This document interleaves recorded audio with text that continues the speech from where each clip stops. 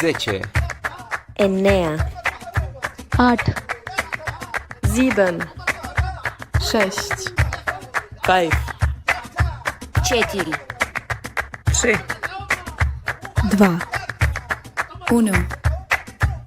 Bienvenidos a Sevilla.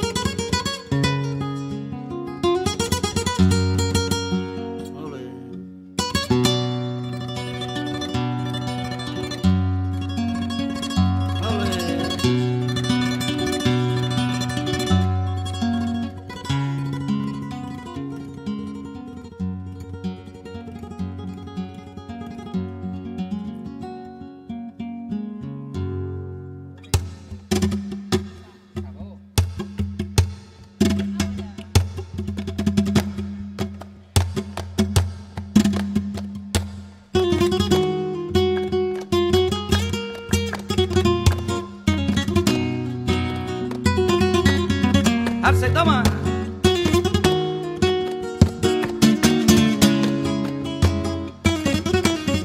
¡Ale! ¡La palmita!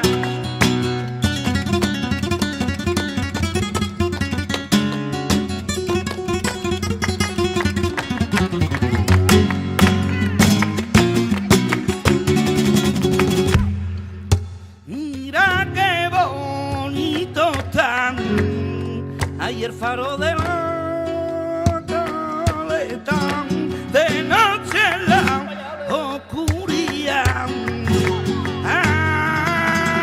Ay, ay, ay, qué cosa más bonita tiene mi calle. Tiriti tran tran tran tran, tiriti tran tran tran, tiriti tran tran tran tran, tiriti tran tran tran, tiriti tran tran tran tran. Tran tran tran, tiriti tran tran tran tran, tarata tran.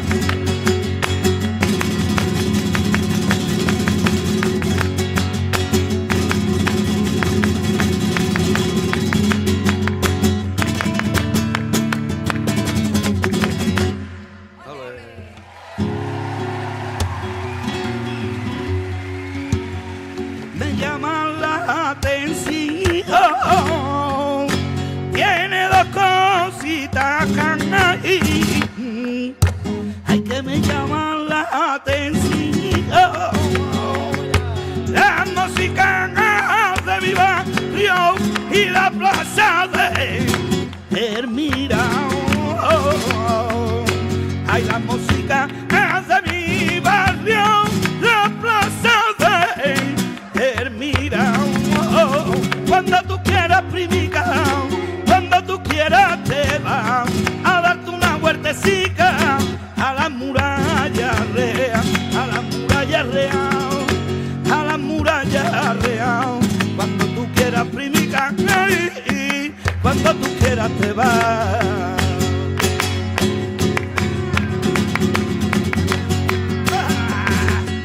¡Chiquilla!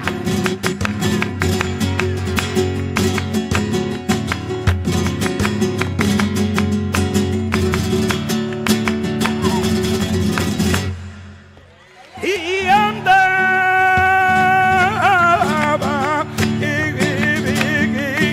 y Martín tenga y no me quiere,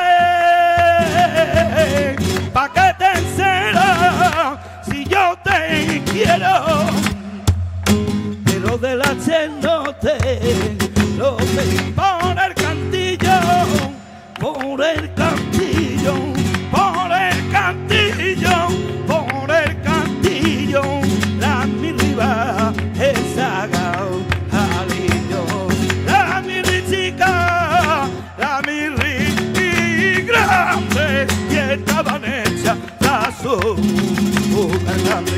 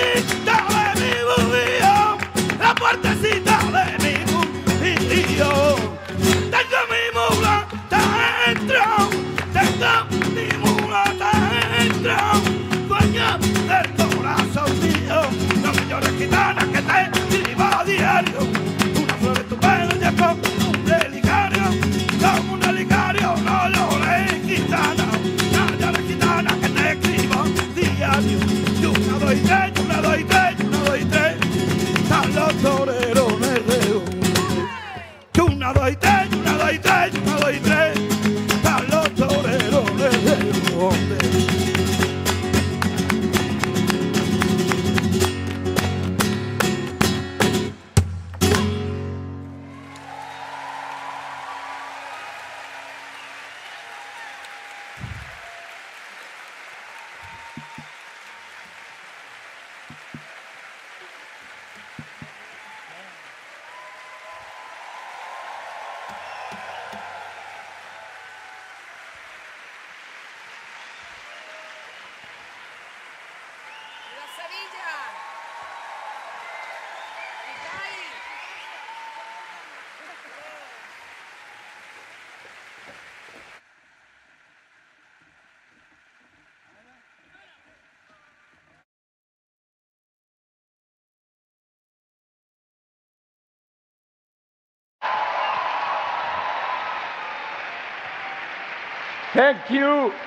Thank you, choreography by Ana Moya, that was fantastic.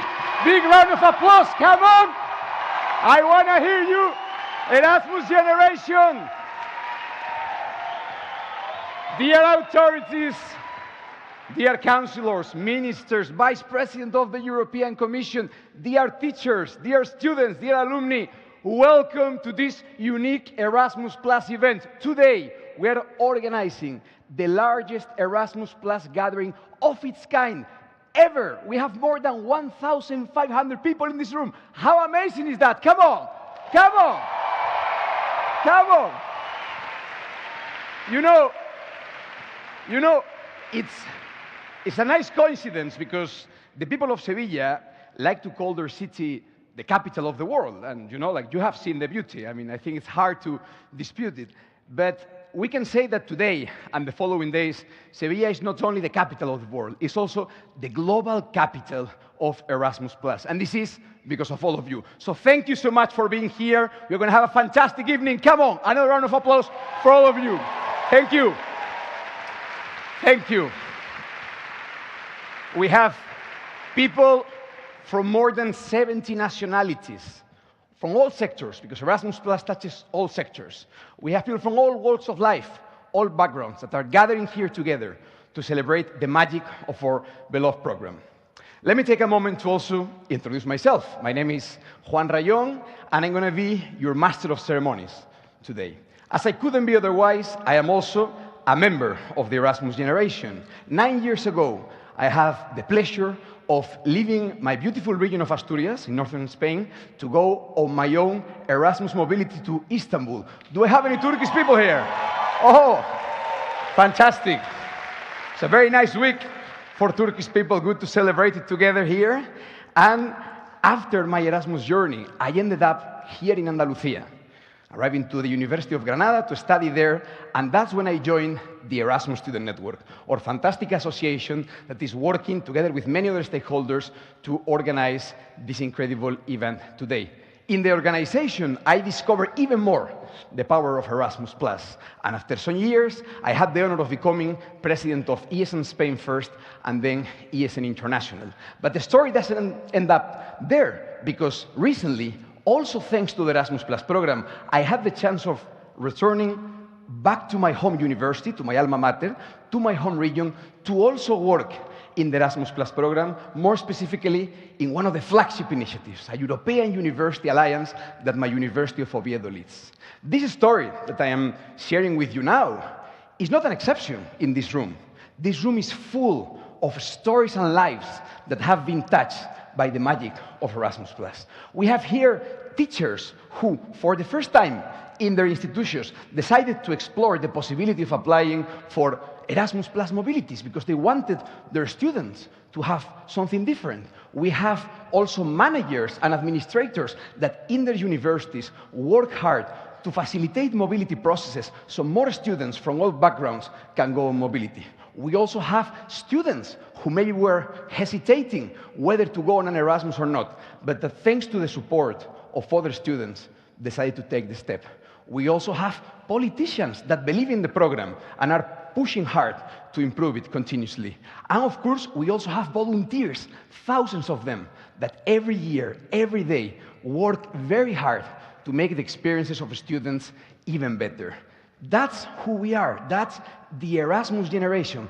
a very unique generation because, unlike other generations, it's not characterized because of a common age or a common country. Instead, it's characterized by a common set of values, by an understanding that when we work together and we focus on everything that we have in common, there is so much that we can achieve. This Erasmus generation is way more open than it seems. Many times, when I was president of ESN, many people would tell me, look, Juan, you know, I love this Erasmus vibe, but I never been on a mobility. And I said, it doesn't matter. You are also a member of that generation. I'm thinking about all those students that maybe never went abroad, but every year they meet other students and help them to learn a language. About even those businessmen or those entrepreneurs that decide to create new business to make the program better. There are many members of the Erasmus generation, and we need them all to continue to improve the program.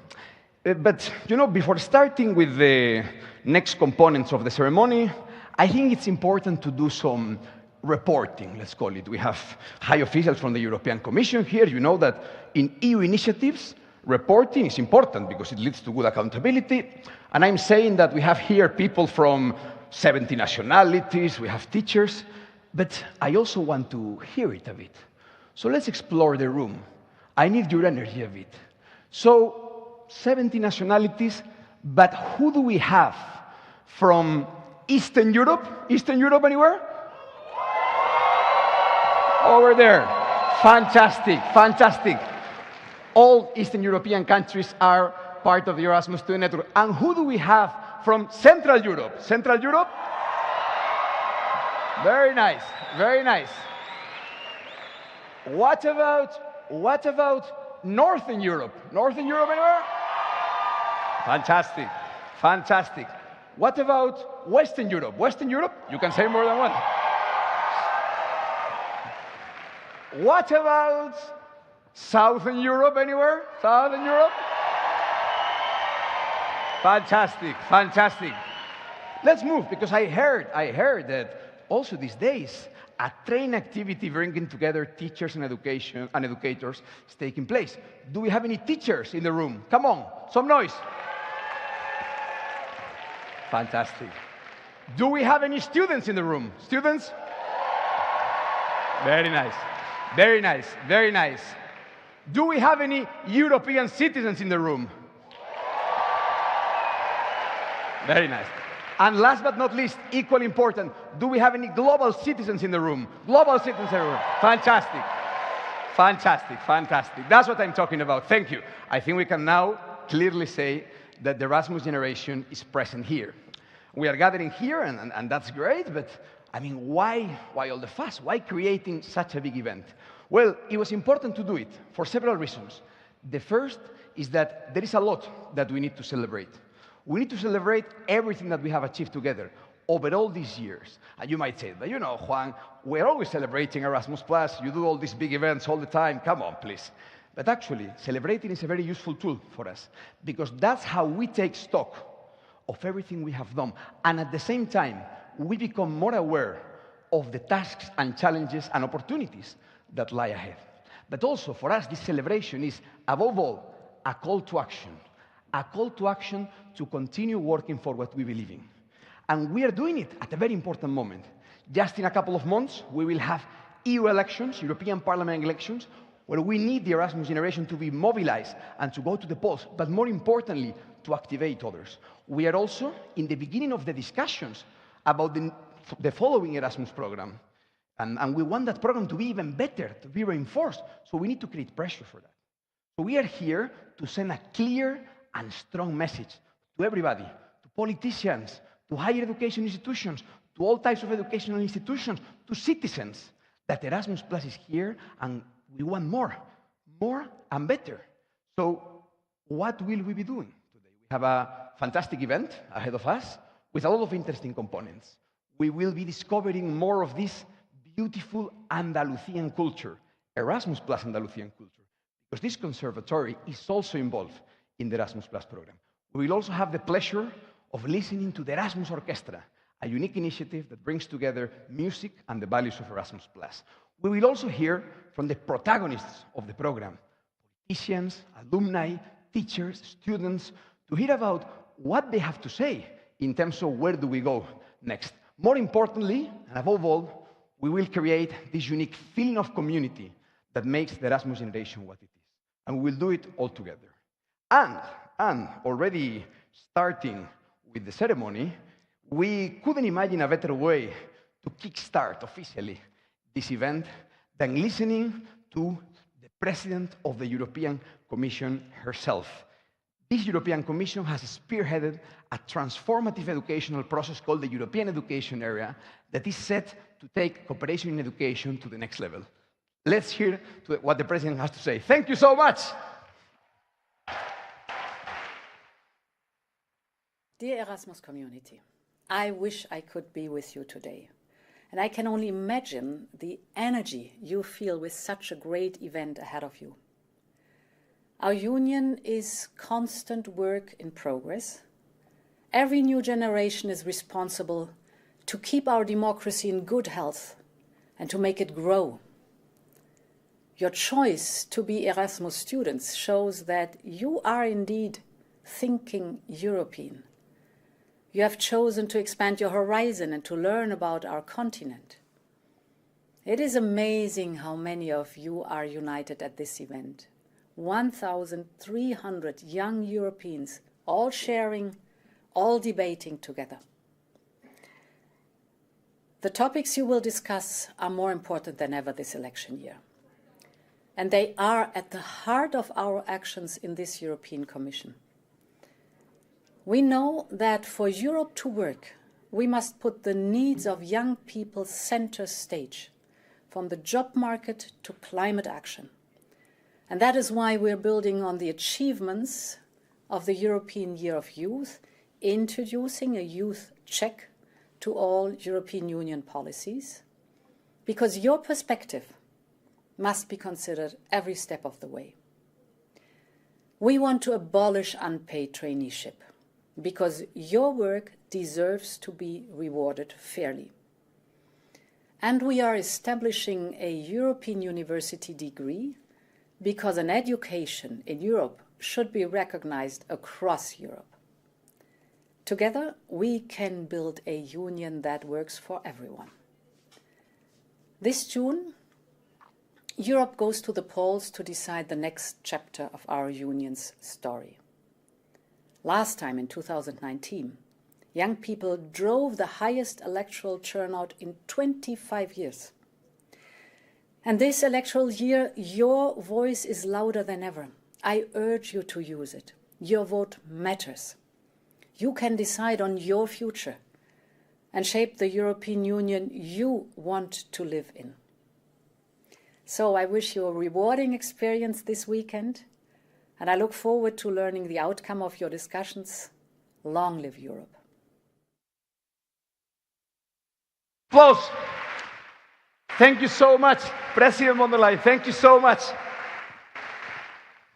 Thank you so much, Madam President. Very important words by the President of the European Commission, because indeed, these last few years have been extremely active in the fields of education and youth, with many important initiatives on the table. And we are very proud to see that those initiatives have also come thanks to the advocacy efforts of youth organizations from all across our union and beyond.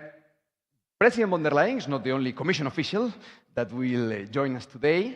We are very honored to have a very special guest, and a guest that is especially important because I think he's probably the strongest advocate and ally that this program has all over Europe. I had the pleasure of meeting Vice President Esquinas some time ago when I was starting my mandate as ESM President, and we had an interesting conversation in which the Vice President told me something that I think is very important for us, which is that our focus as an Erasmus generation should be in mobilizing all those who haven't reached the benefits of Erasmus yet. Mobilizing all those that might think that Erasmus is not for them, and also using the power of alumni. And I think that we are doing this exactly now. So now, please, huge round of applause for Vice President of the European Commission, Margaritis Esquinas. Thank you so much.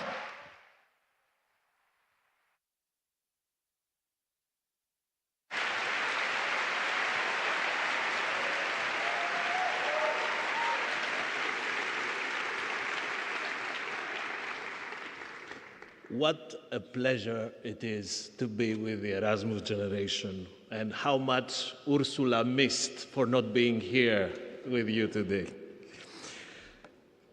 Querida ministra, secretario de Estado, autoridades, dear Erasmus generation, it's such a feeling of joy to join you today. This is the biggest student-led conference in Europe and the symbol of what Europe stands for in today's world, a symbol of youth engagement in democratic life, values, and principles. I'm also glad to be back in this wonderful, magnificent city of Sevilla, in such a historical and cultural city. This is the third time I visit since the beginning of my European mandate. This morning, together with the mayor of Sevilla, I attended a ceremony to mark the recognition of Seville as a climate-neutral and smart city, which is prestigious and innovative as a European award. And now, what a chance, on that same day, I'm meeting with you, over 1,000 European students, to celebrate the great potential of our flagship Erasmus mobility program, the most successful European program in the history of European Union, the jewel in our crown. I can only but congratulate the people who are part of this European success story, for being pioneers in shaping this more vibrant, tangible, live, bright future for all of us, for Europe, Spain, Seville, and the Erasmus generation. Dear friends, let me start by telling you my personal story. Yes, during my studies, I also did what all of you in this room have done. I left my hometown, the place I was born, in northern Greece, Thessaloniki, and went to study abroad. Unlike all of you, though, I didn't go on an Erasmus scholarship for a very simple reason, that Erasmus was introduced 2 years later. So I have done everything in European politics. I have done every possible experience in a European mandate, but I have missed for 2 years the Erasmus experience. Still, when I started working in the European Commission at an entry level, at the start of the food chain, the lowest you could get as a young graduate, at the beginning, I was a bit like you, with my anxieties, concerns about the future, what my next steps would be. And through time, I went all the way, from bottom to top. And here I am, standing in front of you, 30 years later, as Vice President of the European Commission, with the responsibility of promoting European way of life, including education and mobility, amongst other things. Who would have told me? But it all started with a mobility experience. Let me tell you that there is no secret recipe for success. It's just a combination of a strong drive, hard work, a firm belief on what we stand for, what we represent, and in my case, believing from my early years in the European project. So my first advice this beautiful afternoon in Sevilla is keep going and don't stop dreaming. Follow the cause that speaks to you from your heart. This is always the advice I give to young Europeans, one that I'm sure will also serve you as it served me. Coming now to my job in the Commission, my responsibilities, what I'm asked to do is to bring together under one single roof 2 sets of European policies.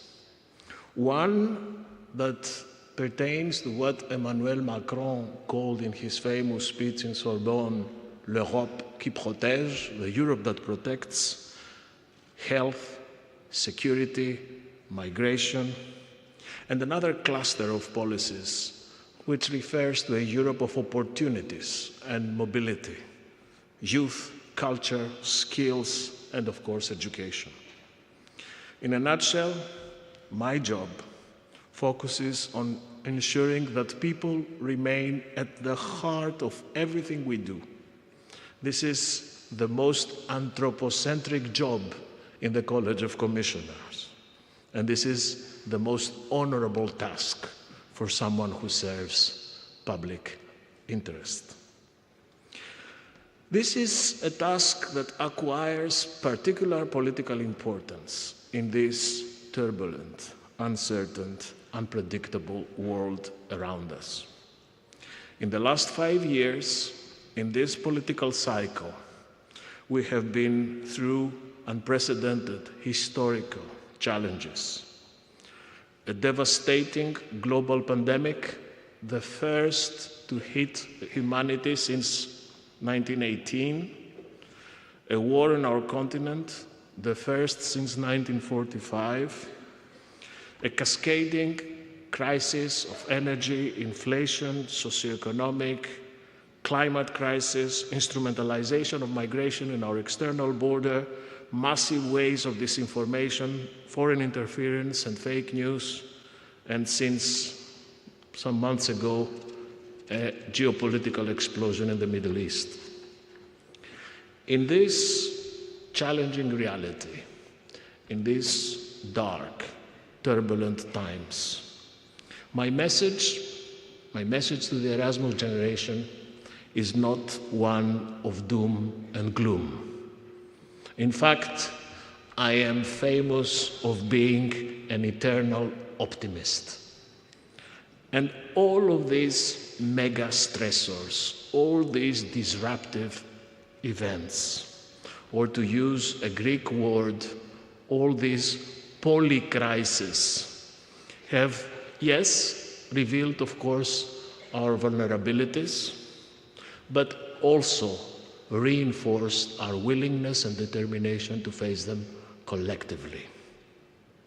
As Jean Monnet, one of the founding fathers of Europe, predicted almost 70 years ago, Europe, he said, will be forged in crisis and will be the sum of the solutions adopted to face to this crisis.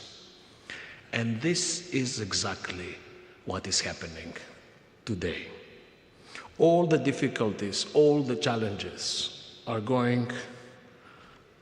teaching us a very powerful lesson, a lesson that younger Europeans should carry with them on whatever they do in the years to come. And this lesson is that the era of innocence for Europe is over. We need now to grow as a union, to reinforce our resilience, our strength, our autonomy, to remedy our vulnerabilities. And this entails reinforcing our economies, our industry, our security, our borders, but it also means something else, which is investing in Europe's most important asset, and this is our people. In this line of business, the anthropocentric Europe, people's Europe, this is at the heart of what we need in the years to come, to serve society by investing in our people. And this is something that you know, because that's exactly what we did with you. All of you here know that a Europe of opportunities means a Europe of hope and optimism. You are among the most privileged young Europeans to have benefited from the crown jewel of our union, the Erasmus Plus program. This is excellent, this is good, we're proud of you. Still, This is only the beginning. This is the basis for what is yet to come. And therefore, that's why during this mandate, we have decided to go much further in the area of education, expanding the value of European cooperation. We did a lot, probably most than all the previous years of European Union history in education policy. First, we wanted to make sure that even more and more young Europeans can enjoy the Erasmus experience and reap the benefits of what you did: mobility, understanding each other. And in that context, we brought the budget of the Erasmus program from 9 billion euros to 27 billion euros until 27. Never before we had so many resources, so much money to invest on mobility. Then, starting this year, we also increased the level of grant support for participants. Because let's face it, for many students, affordability is a question of make or break. It affects the ability of many people who don't have the means to take part in this extraordinary experience. And our aim is that learning mobility would not be conditional on economic means. We also launched Europe on the Move, an initiative that expresses our ambition for inclusive mobility through concrete EU-level targets. As you may know, we wish that 1 in 4 graduates benefits from mobility by 2030 in Europe. And also we would like that 1 in 5 of all learners should be people with fewer opportunities. These targets are ambitious, we know, but necessary.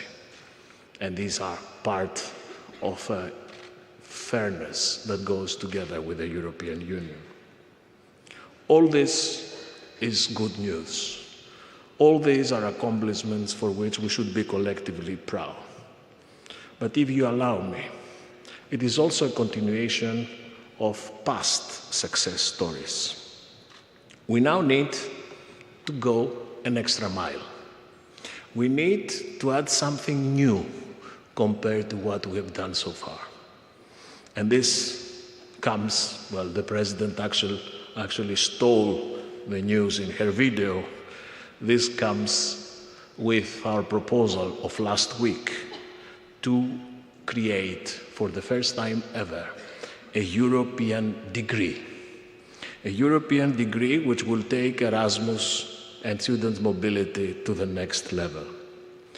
We are creating something that did not exist before. And this is something that will find its place next to the euro, next to the single market, next to Schengen, and next to Erasmus. Europe will be able to deliver a European university degree. What's new in this degree? First of all, it will be a degree that will be issued under a European scheme, not a purely national one. It will draw on joint curricula created by groups of European universities from scratch. It will also be geared towards the modern needs of our economies and labor markets. And it will make mobility the norm, will allow blending different European cultures, languages in a seamless, unique path of knowledge. And most importantly, it will also make Europe an education destination for third country nationals who would have the choice to go for a pan-European academic experience rather than following a national system. The European degree, dear friends, will be the next big thing after the Erasmus generation. It will be the symbol of a shared identity. It will come not by imposition from Brussels, but it will come as a result of mutual trust, understanding and cooperation between universities and societies, values that are all the more important in the world we're living in. And this European flagship initiative could not have been achieved without your significant assistance. I take this opportunity now publicly to thank the Erasmus Student Network for having participated to the collective efforts in designing the blueprint of the European degree proposal that we presented last week. Now we have the baby. The initiative exists, it's on the table. Now we count on your support and that of our member states and the European Parliament to make it a reality. Dear friends, I would like to assure you that we at the Commission were working hard to provide the best opportunity for the future of young people. Young Europeans are the ones who lost a lot during the pandemic. Many missed opportunities in education, training, travel, learning, love, holidays. Now is the time that we make it up to you. You know that Europe is not an abstract force. We do not operate in laboratory conditions, and we do not also work in silos. For us, working and investing in young Europeans is a lived reality, is something that should permeate all our policies. It is not something that should become a self-standing discipline. And this is an important message, a message to remember as we're coming closer to the European elections of 9th of June. Unlike the Cassandras and the doomsayers who fear what may result from this electoral process, let me tell you that I'm very much looking forward to these elections with a lot of excitement and anticipation.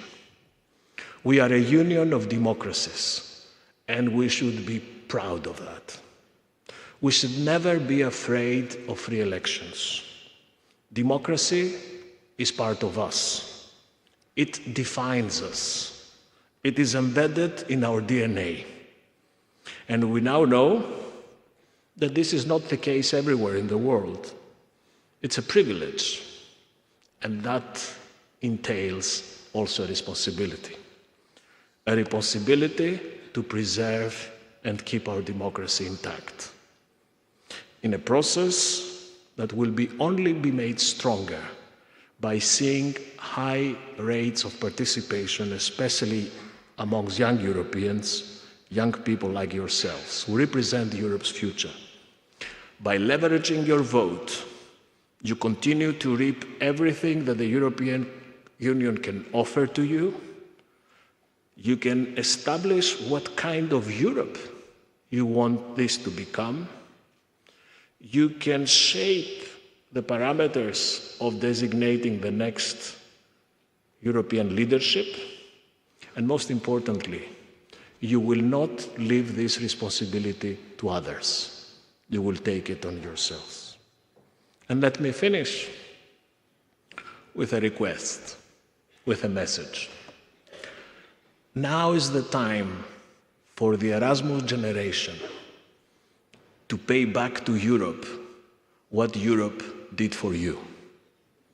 This is the moment for the Erasmus generation not only to fill this magnificent amphitheater in Seville, but go out, occupy the street, take place in public debate, defend, promote, speak for Europe.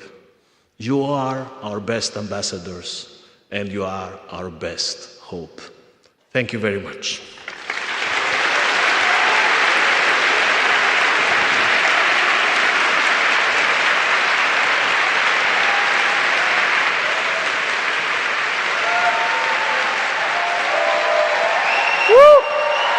Thank you, Mr. Vice President. Thank you.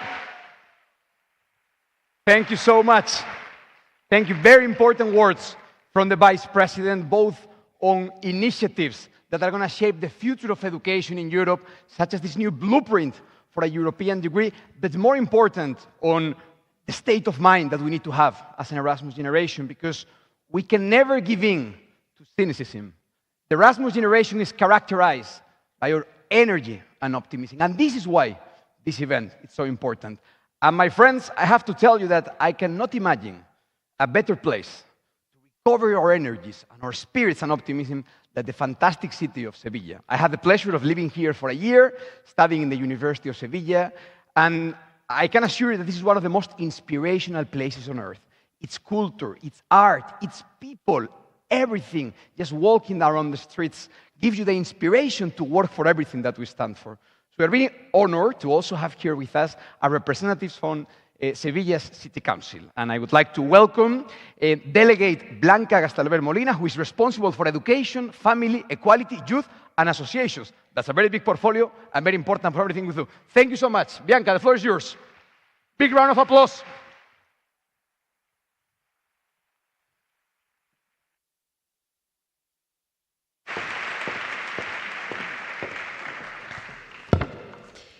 Buenas tardes, señor vicepresidente de la Comisión Europea. Buenas tardes, señora ministra de Juventud y Infancia, señor secretario de Estado de Ciencia, Innovación y Universidades, queridos miembros del Consejo de la Junta de Andalucía, querida Patricia, querido José Carlos, rectores de las universidades de nuestra ciudad de Sevilla y resto de autoridades. Good afternoon, dear students. Welcome to Sevilla. We are proud to you here in Sevilla. Sevilla is the most beautiful city in the world and preferred by you, dear student.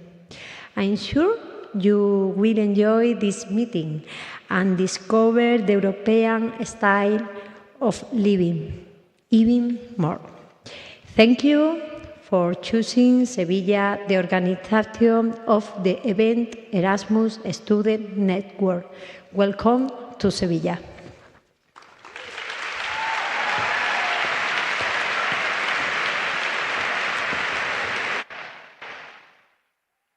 Thank you so much. Thank you so much, Ms. Delegate. We are extremely happy to be in Sevilla for the organization of this event. And Sevilla is not only the capital of the world, it's also the capital of Andalucía, Spain's largest region and the most populated one, and definitely, if not the most, one of the most magical ones. Those of us who have had the pleasure of living here can assure you that it's a unique experience to just discover all the beauty that Andalucía has to offer. But it's not only about the beauty, it's about the history, the culture, the innovation, and also the commitment to the Erasmus Plus program. Andalucía is a leader in Erasmus Plus across all sectors. In higher education, it has some of the best Erasmus Plus grants all over Europe, which encourages participation of students from all backgrounds, but also in school education, vocational education, and adult education, and all the other sectors. Andalucía is a leading region with thousands of schools being involved all across its geography.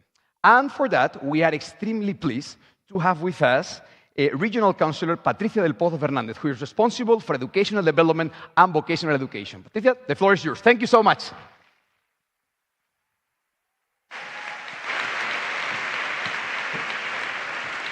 Well, good evening, Vice President Margaritis Esquinas, Minister, Consejero, Delegada, authorities, students, dear friends, ladies and gentlemen, welcome to Seville, welcome to Andalusia. On behalf of the Government of Andalusia and its President, Juanma Moreno, welcome to a land with an impressive history and a robust and solid identity, democracy and freedom. Andalusia was built with the creativity and contributions of men and women from science, arts, politics, culture, thought, and education. Therefore, Andalusia is a very good place to host this edition of the Erasmus Generation Meeting. Also, Andalusia is the community with more projects, Erasmus Plus, approved this year, 860. Dear friends, the Erasmus program has fomented not only learning and understanding of the culture and custom of the host countries, but also a sense of community among students from different natures. They are building Europe. And also, Erasmus program is a highly successful program in terms of employability. My dear friends, the best way to build Europe is through education, because it reinforces people's sense of citizenship and belonging. And that sense of belonging naturally leads us to do things together in a common way without impositions. A European university space that was unthinkable a few years ago and now has been achieved. And the Erasmus program and the Bologna plan have been the key in achieving this goal. I belong to one of the first Erasmus promotions in Spain, and that opportunity allowed me to specialize in European law. Now, Vice President, it's time as well for us to build a common space in vocational training, because that is what our companies require of us to continue growing and expanding. A few weeks ago, we presented in Brussels the Spanish-German double degree in logistics and transport in vocational training, agreed upon by Andalusia and the German region, the Lower Saxony, de la Baja Sajonia. The first promotion in Europe will complete their studies next July.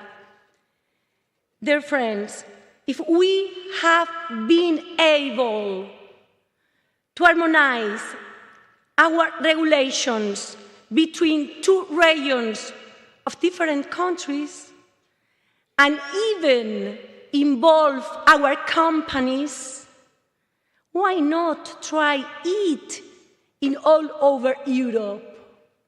We have to do that as well. Dear friends, I finish. Europe needs its younger generations, so well represented here, to get stronger. A Europe built on feelings and values. And education, my dear friends, is the best, the only warranty of success. Dear students, I hope you enjoy your stay in our city, our lovely city, over the next few days. Thank you very much.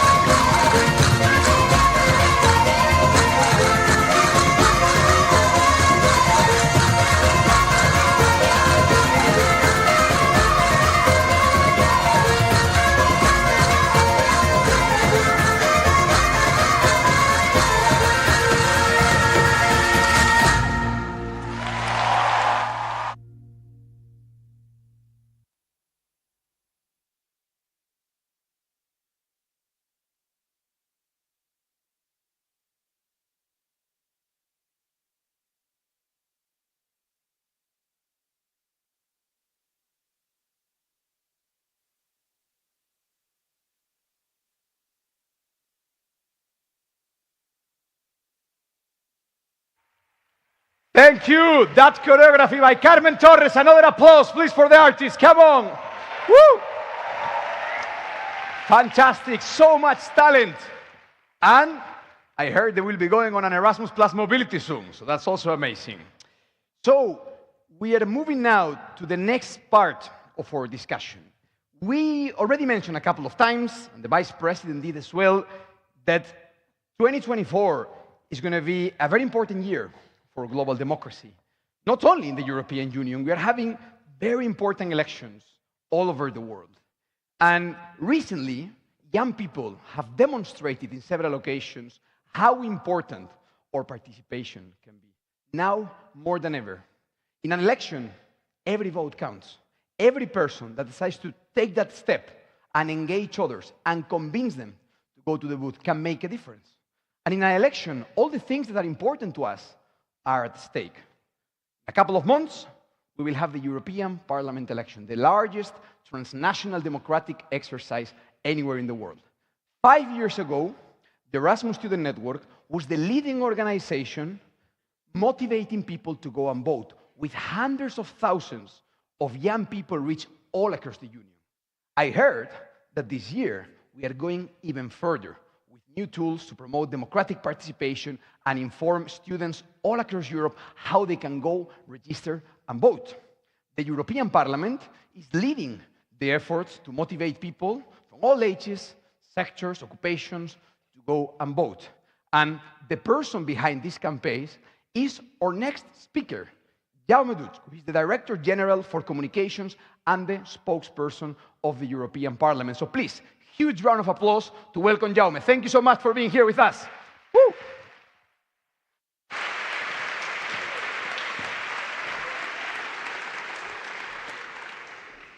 Good evening, Sevilla.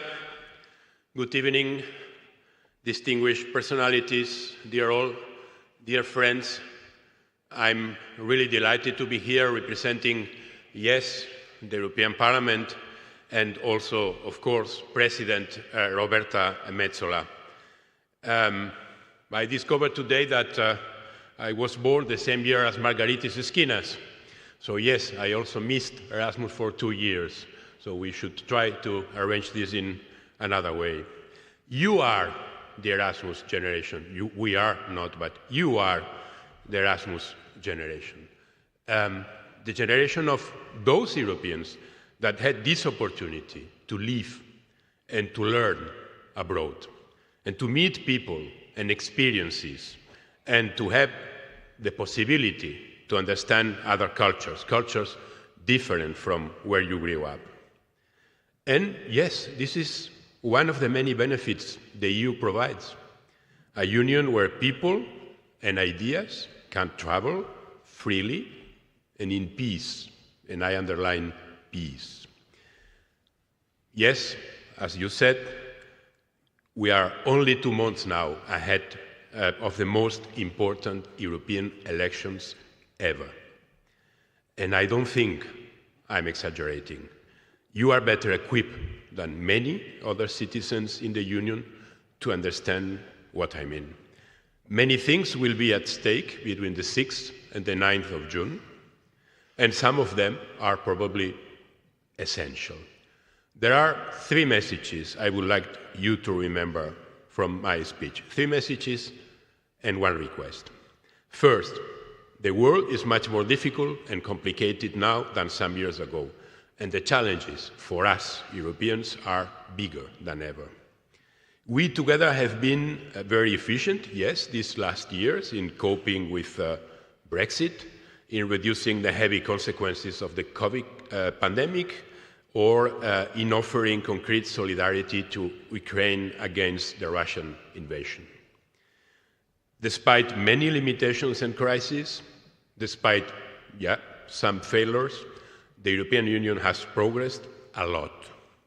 But the challenges in front of us are going to be even bigger, and the moment to remind ourselves that the original and the real purpose of those who at some point decided to launch the European idea was not certainly about getting roaming possible or about a common charger. Of course, they are important things, but it was to keep Europe in peace. Jean Monnet, Robert Schuman, Alcide de Gasperi, Robert Spaak, Madariaga, they were thinking on prosperity, they were thinking on peace. Second message.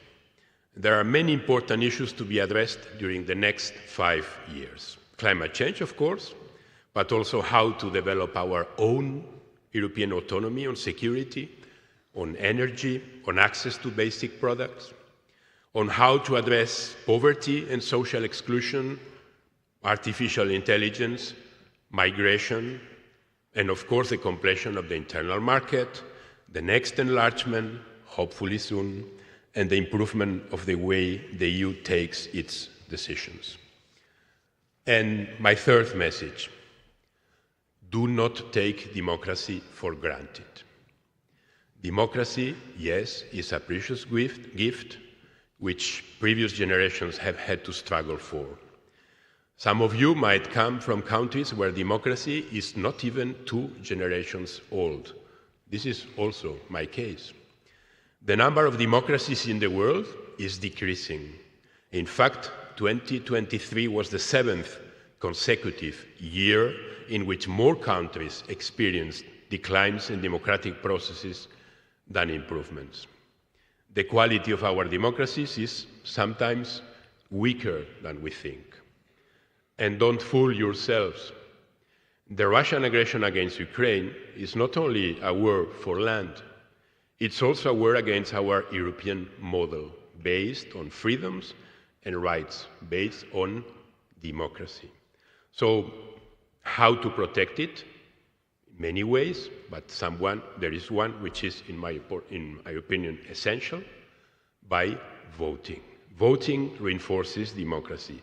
Voting can stop extremism, can stop populism, and can stop other possible effects, for example, from foreign interferences. The more people vote, the stronger democracy becomes at the local level, at the national level, and yes, of course, at the European level as well. But voting is more than an opportunity. It's also a privilege. Think of the people in Europe's past, but also in the world today who are silenced for expressing their opinion. So 3 messages and now a request. From the 6th to the 9th of June, use your vote in the European elections. If you have the right to vote, please do it. And vote also for those who cannot or who cannot yet. Encourage others to do the same. If you don't vote, others will decide for you, and you might not like the result. So yes, dear friends, enjoy the rest of this wonderful event. Talk to each other, listen to each other, learn from each other, because this is also democracy. Thank you very much. Thank you. Thank you so much, Mr. Director General. Very important words.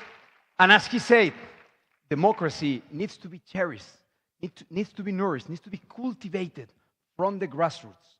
And this is why small actions at the local level do matter. This is why the work of teachers, talking with their students about the different possibilities that they have ahead and promoting democracy from the classroom is so important. This is why the work of youth organizations is so fundamental. Youth organizations like YESEN, but also like many others that are also represented here, we learn to debate. We learn to run for office, maybe for the first time. We learn to exchange ideas, respect the other when we lose, which is really important in a democracy, the most important thing probably. And in general, we learn to create a democratic culture. As the Director General said, the worst thing we can do for democracy is take it for granted. Democracy also starts in the day-to-day with our Erasmus students. So it is clear that to foster youth engagement and youth participation, we need good youth policies that create the environment for these kind of initiatives coming directly from young people for young people. And this is why we are completely thrilled now to have with us Minister for Youth and Childhood, Sira Rego, who is actually working in the next youth law, the first specific youth law that Spain will have in its history. So I'm super happy to welcome the Minister. Thank you so much for being here with us.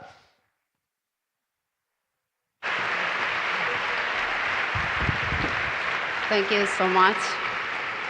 Dear members of Erasmus Generation, welcome to Spain. Bienvenidos, bienvenidas a España, autoridades. First of all, I would like to thank you for inviting me to participate in the opening of your third Erasmus Generation meeting. As you probably know, this is the first time in the history of Spain that we have a Ministry of Youth and Children. This would not be possible without the work of young people in all areas of society and the organizations and groups that work to make the rights of young people a reality. The slogan you have chosen for this meeting, removing barriers for active and equal participation, is timely and very appropriate. Our commitment as ministry is clear in that sense, to work for equal opportunities and, of course, to remove the barriers that already exist among young people. In this sense, education is a fundamental tool to build a fairer world, and you know that Erasmus Plus program is no longer just the University Erasmus program in which many of you have participated. The Erasmus Plus program has 6 chapters, and 2 of them, youth and sport, are managed directly by the Spanish Youth Institute in Juve. We also manage another European youth mobility program in the field of volunteering and cooperation called the European Solidarity Corps.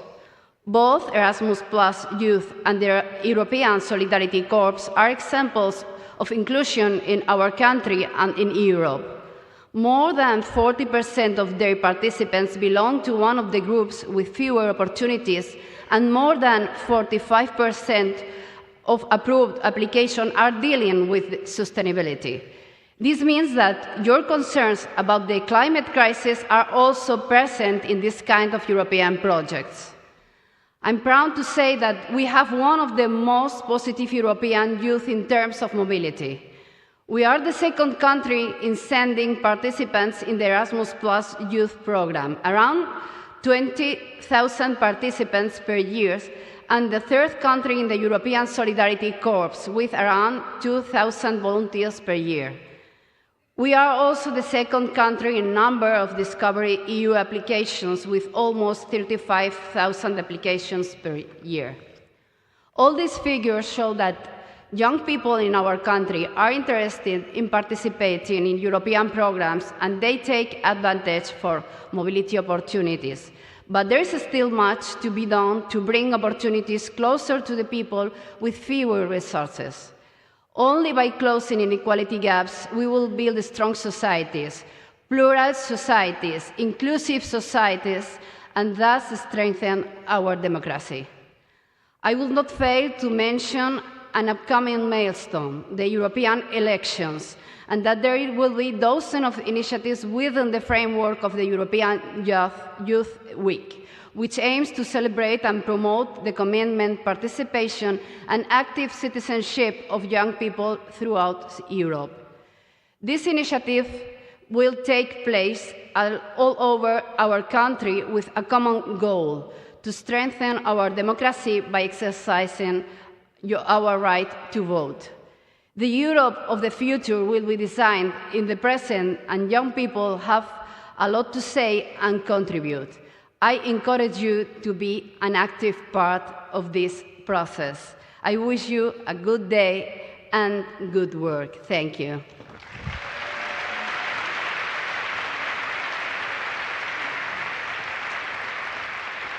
So much. Thank you so much, Minister. It was a great pleasure to have you here with us. Very important words from the minister as well, and also reminding us that nowadays youth opportunities in Europe go beyond education. We also have specific opportunities that are available for all young people. Me, myself, I had the opportunity some years ago to participate in one of them, and you know, it got me a bit sad now, because the opportunity took place in a beautiful country, but I heard that nobody from this country came to this event.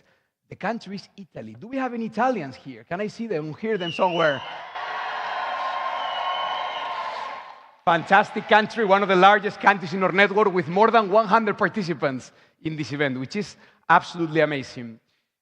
After all these reminders about the European elections, I think it's time to do our own polling before moving to the next section. So then, who has voted in any election? Now we can do a show of hands. Who has voted in any election over the last 5 years? Can I see a hand? Very nice. And now I want to see the noise. Who is going to vote in the European election this June? Come on, give me some noise. Come on. Fantastic. Fantastic, fantastic. And now to the next phase of our discussions. We were talking before that for democracy to flourish, we need institutions that protect it and empower it. And I don't think that there is any institution that is more important than the university. Our own association, the Erasmus Student Network, was born thanks to the collaboration between universities. The Erasmus Plus program started with the collaboration of universities. And we are here in Sevilla, where we are extremely lucky to have two fantastic public universities that are so different, but yet so complementary, to ensure that thousands of students, not only from Sevilla, but also from all across Spain and all across Europe, have opportunities to enrich their lives, get good education, do research, and many other key roles that universities play in our societies. We will now hear from both rectors, from the rectors of the University Pablo de Olavide and also the University of Sevilla. First, I'm extremely happy to give the floor to Rector Francisco Oliva from the University Pablo de Olavide. Please, Rector, the floor is yours. Thank you so much. Big round of applause.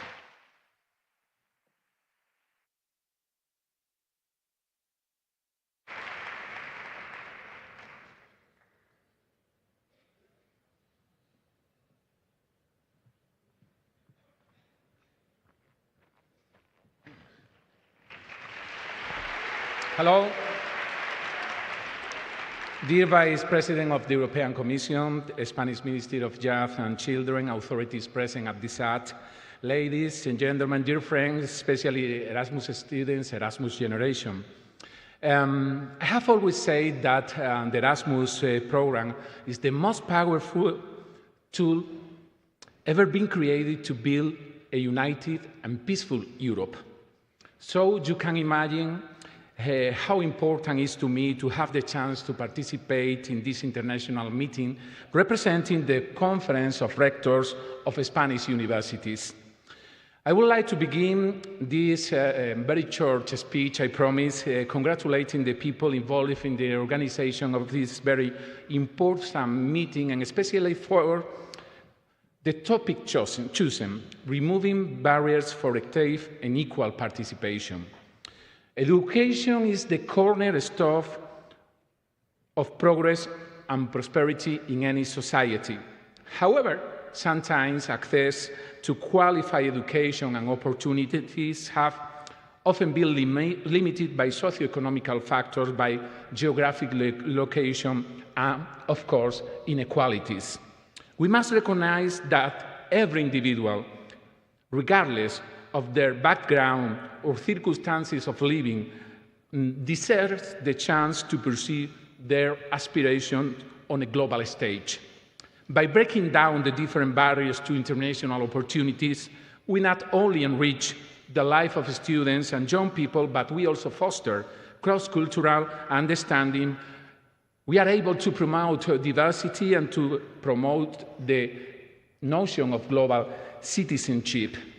Through initiatives such as, for example, exchange programs, scholarships, and collaborative programs or projects, we can empower the next generation of young people to become leaders and agents of positive change in our world. And because the role of our public universities is crucial in this aspect, I can say as rector of one university of the city of Seville, that our commitment to achieve this goal is out of any doubt.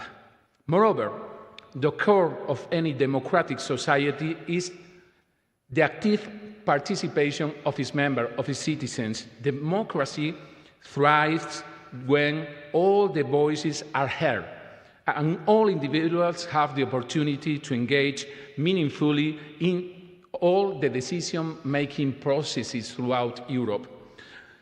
As we approach, as has been said here before, to the European Parliament elections, it is imperative for me that we ensure the full and equal participation of every citizen of the European Union, and especially the young people, by promoting civic education, enhancing access to information, and creating platforms for collaboration. We can cultivate a culture of active citizenship and strengthen the foundation of our democracy.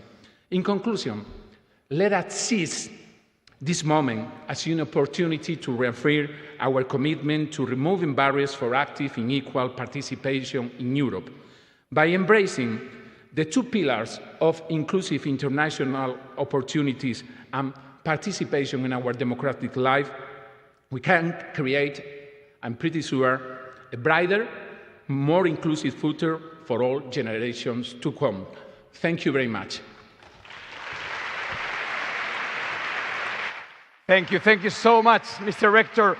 Very important words reminding us that this weekend there will also be crucial discussions on how we can work together to remove barriers for equal participation in a moment in which education, and more specifically higher education in Europe, is being transformed with initiatives like the European University Alliances, European degree, increased mobility, and many other components. And we need to push for all those initiatives to be fully inclusive. Speaking on European University Alliances, our next speaker, the rector of the University of Sevilla, is actually leading one of those alliances. So I'm sure that he can also tell us more about that. Please welcome Rector of University of Sevilla, Professor Miguel Ángel Castro. The floor is yours, Professor. Thank you so much.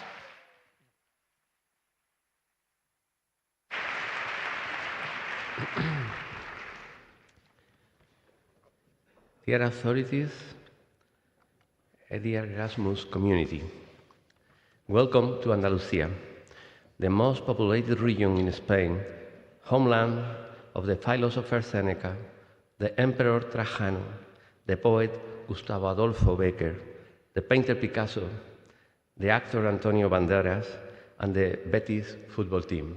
Welcome.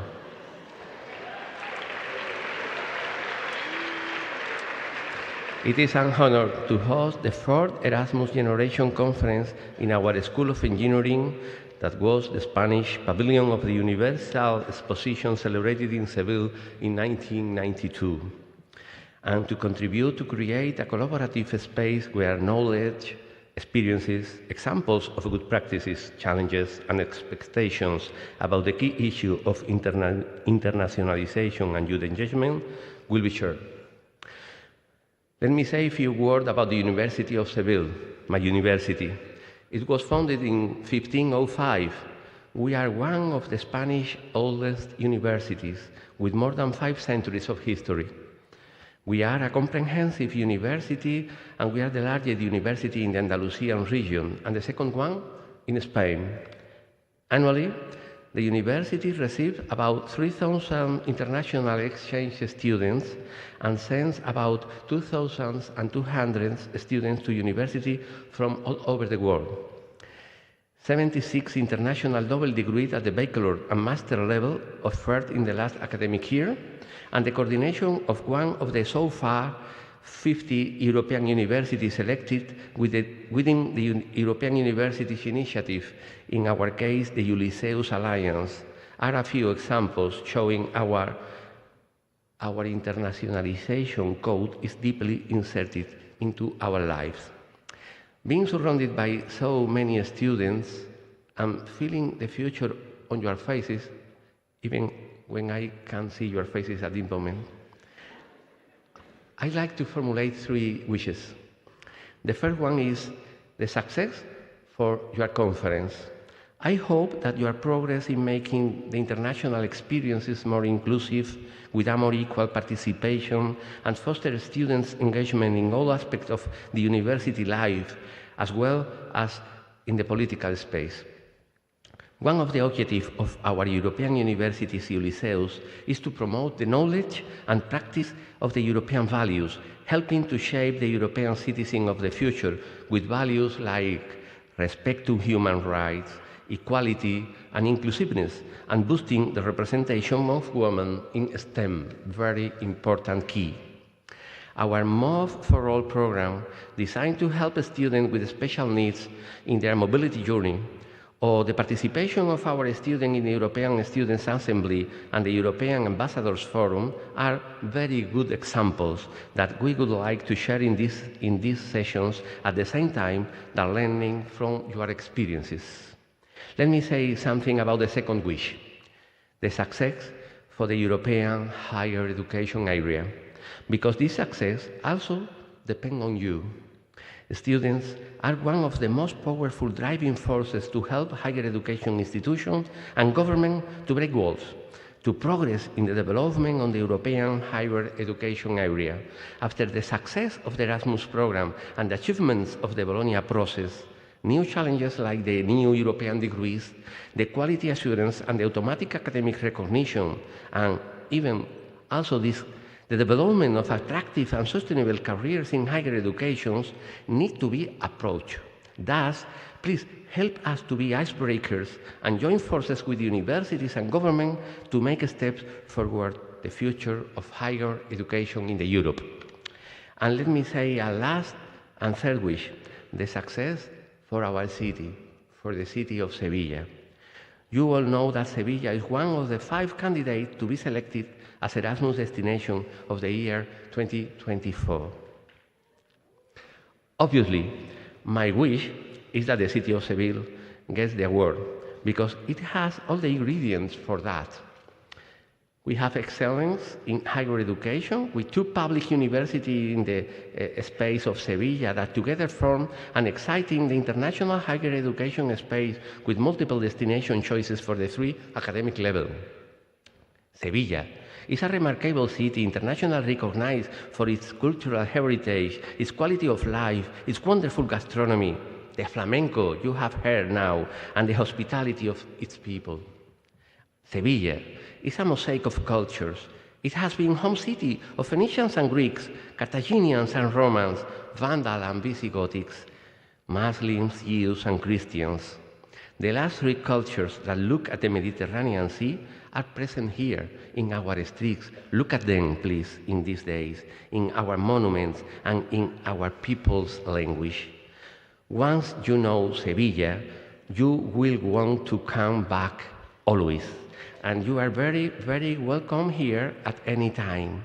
With these 3 wishes, I'd like to finish by saying that in a globalized world, internationalization of higher education is no longer an objective.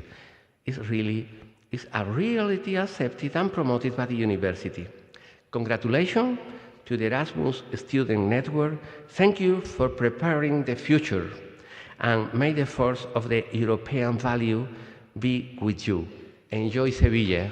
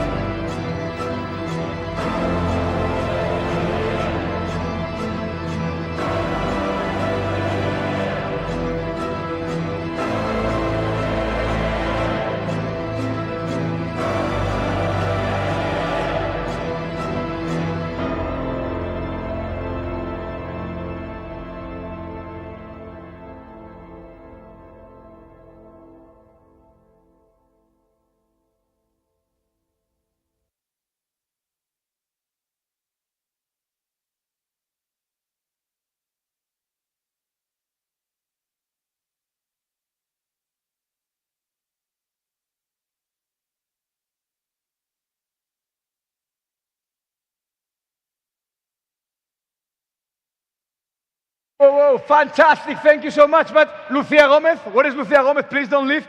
Please don't leave. Lucia, come here. Huge applause for Lucia, please, because Lucia, this mic is for you, Lucia. So Lucia is not just an outstanding dancer, as you could all see. Lucia is also an Erasmus Plus alumni, if I'm not wrong, right, Lucia? So I've been told that you're recently been on an Erasmus experience. That's fantastic. Come on, applause. That's beautiful. I told you. So dancers can also go on Erasmus. I wanted to be a dancer myself, but in the end, I think moderation fits me more. So, Lucia, what can you tell us about that fantastic experience? How does it work? Well, I have been in the Conservatorio Nacional de Lisboa in January for 10 days. Woo! Portuguese people over there, they are happy to hear it. Very nice. So, during those days, I have allowed to take some classes of different dance techniques. I learned new ones that here I don't do usually. Fantastic. This is really interesting. Also, I have carried out different activities, cultural and artistic activities. Very nice. That complemented my experience. Fantastic. Very busy 10 days. Very busy 10 days. So you see, Erasmus Plus reaches fantastic dancers. And even in 10 days, you can have such an amazing impact. Big round of applause to Lucia, please. And the mic is for you, Lucia. You can go over there. Thank you so much. Fantastic. You see. It was not prepared. I just found out, that she was a former Erasmus student. So we continue our ceremony, and we continue talking about higher education. Because we have two fantastic speeches from both rectors of the public universities of Sevilla, where they reminded us that everything that higher education and universities in general have to offer to our societies and how important they are in our cities and in our communities. But in order for universities to thrive, we also need governments, ministries that create the environment in which these universities can adapt to the different challenges that our societies face nowadays.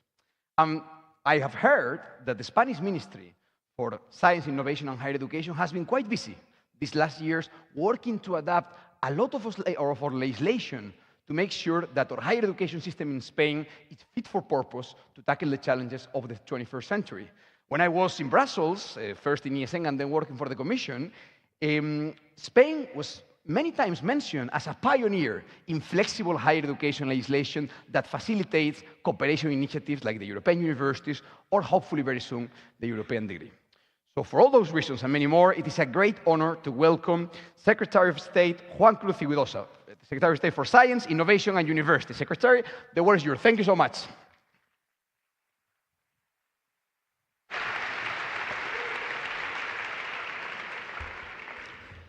Thank you, Juan, and thank you all for being here. There is no way I can beat what we just saw. I cannot dance, I cannot sing, I can do anything of those things. So I will just keep to my message. I think it's a privilege to be here today. I think I have to first express my gratitude to the organizations, especially Indire from Italy, that are the next one to take advance, CEPIE, obviously the city of Seville and the regional minister that actually are my companionship with that. I think also the Minister of Youth and Childhood. It is really great for me to be here in Sevilla in this kind of event. Sevilla is a city shaped by many cultures over centuries, making it vibrant, cheerful and welcoming city. Its rich cultural heritage and friendly atmosphere you will probably have seen these days reflect its library, so its history that is unique, its identity, and something that is actually attracting students every year. Focusing the significance of this event cannot be overstated. Bringing together over 1,500 young people from all around the world to discuss topics such as international opportunities, participation in democracy life, serve actually as a symbol of this hope and progress. I would like to highlight the importance of international education to raise awareness and understanding of European values such as unity, diversity, social, cultural, and historical heritage. Erasmus Plus has become a turning point in the lives of millions of European students, fostering a sense of belonging to the European community, but also helping them to be more successful in their personal and professional lives. The internationalization of universities and student mobility are bringing extraordinary benefits to both the students who move and also to those who receive them, including a much greater understanding of the social and historical perspectives of the citizens of the different countries in Europe. It is crucial to remember the pivotal role of Erasmus generation in the construction of the European project, where both the students and universities are key players. Furthermore, I am immensely proud of highlighting the contribution of Spanish universities to this project, being every single year the largest recipients of European students, with over 60,000 participants in 2022. For this government, the government that I'm the honor to be working on, public higher education is a priority, as we believe it is one of the main drivers of ensuring equality of opportunity. That's why, for instance, last year we approved a new university law that, for the first time in history, includes a funding target of our public universities of 1% of our GDP. I would like to conclude. I would like also to emphasize our firm commitment to continue boosting global talent through initiatives such as European on the Move, which is part of the talent mobility package. This package that we are enjoying aims to make learning mobility an integral part of all education and training pathways, to boost the share of people in the European Union benefiting from a learning period abroad, and to increase the share of people with fewer opportunities, including disabled persons, in learning mobility. I'm convinced that young people compromise and engagement in democratic life. It is crucial at the time Europe is going through. As Manuel Marín said, who was the father of the Erasmus program, the Erasmus program was approved with the intention of producing cosmopolitan university students with a generous worldview. This event serves evidently as a proof that this has been achieved. Please remind and believe me, you are our hope.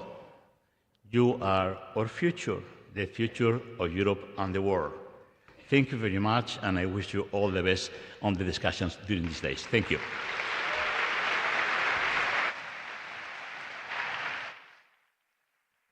Thank you. Thank you so much, State Secretary, for those important words and also for your continuous advocacy at the European level for more cooperation in the field of education. The State Secretary mentioned something really important, which is Spain's role as a leading recipient of Erasmus students. And I think this is an honor that Spain has had for many years. But being successful at welcoming Erasmus students requires many different components. Of course, a great university that is willing to host them and to make everything that they can to help them in any possible way. But what we have seen in the now almost 35 years almost of ESM is that universities are even more effective when they work together with the student organizations. And a couple of years ago, an initiative called Erasmus Destination of the Year was born. I think last year it was the section from Ghent who won it. Do I hear people from Ghent there somewhere? Fantastic. Ghent, which was also the place where ESM was created. But I also heard that for this year's edition, that we'll finalize in a couple of days during the Erasmus Generation meeting, we have 5 fantastic finalists. So let's see if they are in the room and if their countries are in the room. I heard that we have Sofia as one of the finalists. Very nice, our friends from Bulgaria. I heard that another finalist is a bit even farther away, Nicosia, anyone? Where are our friends from Cyprus? Great, great. And even my own city, Istanbul. Where? And then, of course, another leading Erasmus city, Porto. Where are the people from Porto? But also, as the rector already mentioned, apparently many things are happening this year in Sevilla. Where are the people from Sevilla that are also running for this award? Very nice. Thank you so much. I think this award is just another representation, another embodiment of everything we can achieve in Erasmus Plus when we work together. And it will be a very useful tool to share good practices and continue improving the different initiatives that we do to improve the life of our students. And speaking of that, I think that at this point of the ceremony, it's now time to reflect a bit more on what it means to be a member of the Erasmus generation. We have talked about it, but sometimes things are clear in a video. Please, let's go with the video. Yes, please, why not? Applause.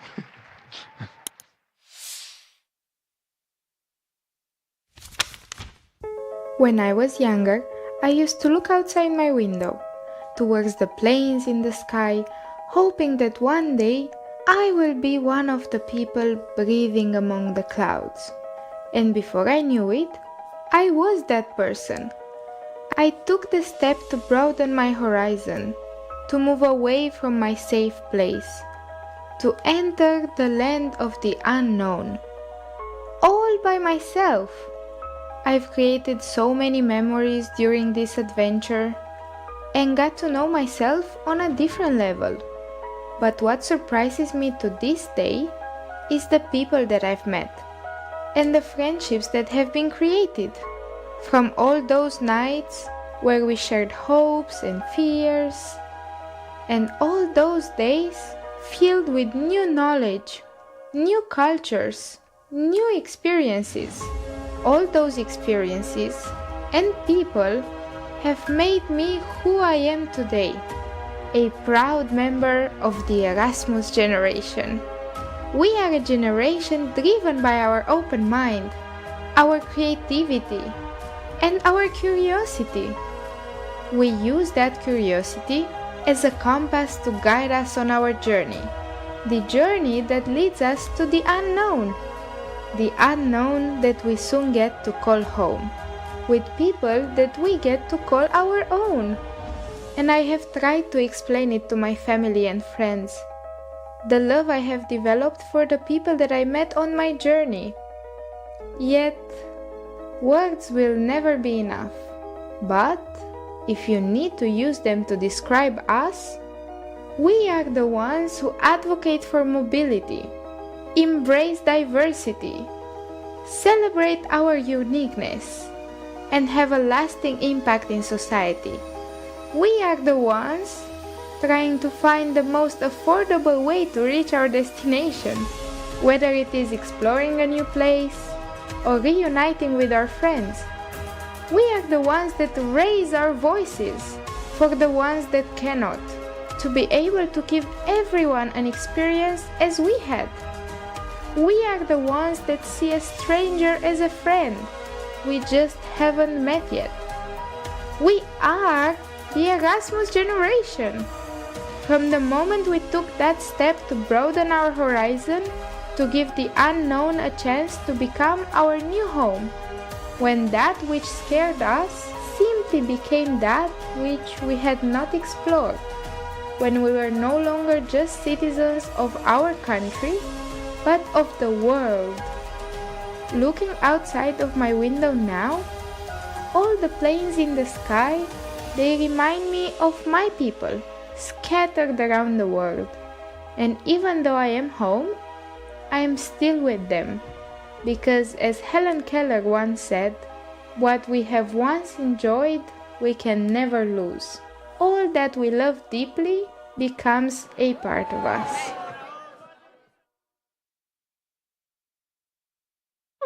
Fantastic! Fantastic. That was beautiful. This is what the Erasmus generation is all about. Thank you so much for that great video. We wanted in this ceremony not only to hear from the decision makers, whose role is also fundamental, but to go with the real stories of people who day by day are making a difference and changing lives through the power of Erasmus+. So this is why we're so happy to welcome this fantastic panel. We have with us Elisa from Spain. Please, applause. We have also Gaia from Italy. Woo. We have Dominika from Poland. And we have Josefina from Cyprus. Fantastic. Nice competition. So, different countries, different backgrounds, different ages, but they have something in common, which is that they all know very well how to make an impact in Erasmus+. Elisa is a teacher, and then the other three colleagues are volunteers of the Erasmus Student Network in different positions. They all have in common this passion for our program and this understanding that if you have a plan, if you have vision, if you have commitment, you can do great things. So let's learn a bit more about their stories. Elisa, it is true that the Erasmus Plus school sector is a bit less well known compared to others, and also that it brings added challenges. Normally there are less resources, it's more difficult to set up a project. So from your experience, you have had a lot of experience in this area. What can you tell us about the experience of a teacher like you? How do you set up a project? Why do you do it? Which impact do you see? Please, the floor is yours. Thank you, Juan. Indeed, you're right. The school education sector is probably the less well-known of all sectors in the Erasmus program. And actually, I work in a high school, and when a few years ago we found out that we were eligible to participate in the Erasmus program, we were very surprised, but we were also thrilled. So we wrote a project, it got approved, and we started to develop it. And it was an adventure. It was so much work. We had to learn so many new Erasmus terms, paperwork, find partners, manage the money.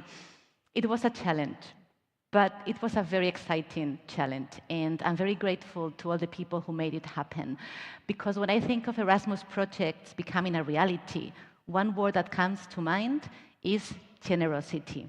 The generosity of all the people who got involved, the Erasmus team led by the Erasmus coordinator, the management team of the school who provided their work, their time, their knowledge, but also the generosity of fellow teachers who opened the doors to their classrooms, who changed lesson plans, who prepared activities for our visitors, the partners with whom you create a very special bond and you help each other throughout the process. And finally, the generosity of the families, because they trust the school, they trust the program, and they welcome participants in their house as a member of their family. So yes, developing a project is a challenge, it's an act of generosity, but I think that once you take a first step, this transformation process is unstoppable. Fantastic. I want to think of Erasmus schools, of my school, of our school, as a school that welcomes. We've always been welcoming, of course. We've participated in many projects, but I think that Erasmus has given us the opportunity to offer our students a very valuable present. And not just to those who participate in mobilities, who obviously benefit greatly from the program, but also to those who in their classrooms, they open the doors to participants from different nationalities, because you can see the impact it has. You can see their excitement. You can see their curiosity. They want to know things. They ask questions. They want to explain. They get to see their own culture through a different perspective. So I think Erasmus gives us the chance to celebrate diversity.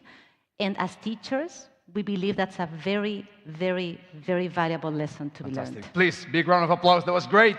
Elisa, thank you. Thank you for your work. Really inspiring, really inspiring. And now, from the school sector to higher education and to volunteering. I'm going to start with my friend Gaia, who's the president, by the way, recent president. Congratulations, Gaia. Thank you. Yes, very nice. Come on. It's nice. Very nice. Yes.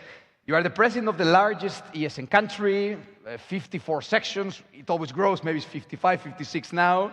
Your sections are fantastic and organized. Hundreds of activities, thousands of activities every year. But you have one in particular, Encuentro Erasmus, who has become a symbol, not only for our network, but for the Erasmus program. We say that this is the biggest Erasmus event, but I heard that sometimes you have even more people there that gather around culture. So what can you tell us about this Encuentro Culturale Erasmus? What makes it so unique, and how does it help to transform the Erasmus experience of participants? Please, Gaia. Thank you, Juan. So I want everyone to imagine this. You're a 22-year-old student going on your first ever international experience. You're walking through the streets of Rome. You're surrounded with all your new international friends. You look around, you see flags from every country, laughter and music fills the air, and then you turn around and suddenly you see the Colosseum. Cool, right? Sounds good. Sounds good. This is exactly the feeling that we want every participant that comes to Encuentro Culturale Erasmus, or as we like to call it, ICE. We want everyone to experience at this very unique event. Let me show you let me tell you what Encuentro Culturale Erasmus is, for those of you who don't know. It's a 4-day event in Rome, obviously, where you get to experience very unique moments. For example, we do a night at the museum, at the Capitol Museums. They're reserved for us, and we do a night visit, which is a very unique time to go. You asked me how it's unique and how we can change the Erasmus experience. Well, as ESN Italy, we believe that culture can connect people, and that's exactly what Encuentro Culturale Erasmus is about. We're not new to this event. 2024 will be the 16th or 17th edition. You've been there, you know how fun it is. Definitely. And we're very lucky and honored to have received many acknowledgements during the years, not only the ESN Awards, which we like to brag about, but also we've had the chance to meet the Pope a couple years ago, and this year we got awarded the medal of the presidency of the Italian Republic. Fantastic. So I believe it's a very unique experience because it allows us to connect the Erasmus generation through culture, through intercultural dialogue, which is, one of the core values of Erasmus program. Fantastic. Thank you so much. That was fantastic. Applause. Gaia, truly inspiring. Great leader. Thank you so much, Gaia. And now from culture to another pressing issue, a key theme of this event and of the events happening, the train activity, the Erasmus Generation meeting these days, which is civic engagement and participation. So the next two speakers are part of the Erasmus Generation in Action project that is led by ESN International and is funded very generously by the European Parliament. And we have already heard from the Director General how important it is to bring people to the booth, but now we want to hear from you, from the protagonists, from the ones that are actually mobilizing people every day. We'll start with Dominika. And Dominika has probably a lot to say because very recently, Polish young people went to the booths in mass numbers, like pushing changes in the country that were very important for many of you and inspiring young people from across the continent. So what can you tell us, Dominika, about your activities to foster civic engagement in the context of EGIA? Please, the floor is yours. Thank you, Juan. Yes, so as you mentioned, in Poland in October this year, something very special happened. We are having our parliamentary elections. And as you can imagine, in Poland, voting in elections is actually a very particular thing because, like it was previously said today, for us, voting freely in the elections is quite a new concept. We are the second generation, I believe. So when it came to those particular parliamentary elections, 75% of Polish people voted. This is an unexpected number, to be sure. And 70% of young people voted. It actually showed that we are willing and able to actively shape the future of our country. And as you can imagine, this is something that all Polish people are incredibly proud of. But the good thing that actually followed this is the fact that this curiosity about democratic participation, about active citizenship, it didn't disappear after the elections themselves. That the interest in those sort of things became mainstream. People are discussing this with their peers. People are watching live streams of the plenary sessions of Polish Parliament. This is insane if you think about this. So we as ESN Poland want to capitalize on this thing, to keep young people interested and to push it forward up to the European elections and beyond. And actually Erasmus Generation in Action proved to be a perfect tool for us because it provided us with resources, with materials to actually, keep the interest of the students and make sure that when the May will show they are going to vote. So 2 of our sections created and organized those promotion of mobility activities, as we believe that promoting mobility is actually the easiest way to showcase the values of the European Union and the strength that it's providing to the youth. And so ESN PWR and ESN UAM Poznań together created a event that put together the international students, the local Polish students, and they did that with the collaboration of the universities and also city representatives in order to empower them and to show them the plenty of opportunities that are available for them. Great. And so this way, we hope that the young people will understand that voting in European elections is actually voting for the Erasmus, because the Erasmus is future. Exactly. Thank you so much. Please, huge round of applause. Dominica, really inspiring. And now, from one of the largest countries of our union to one of the smallest, Cyprus, a beautiful and vibrant small island country full of passion and full of fantastic people like you, Josefina. And in a country that is an island and it might seem a bit farther away from other EU countries, it can be a bit more challenging to engage with EU affairs, right? Because you cannot just maybe take a Flixbus and go to the country that is next to you. However, ESN Cyprus is one of the most engaged ESN countries in spreading the word about youth engagement, doing countless activities, meeting stakeholders, even the Vice President of the European Commission recently. So this is truly inspiring, and we want to know more about it. What can you tell us about your initiatives to mobilize young people in Cyprus?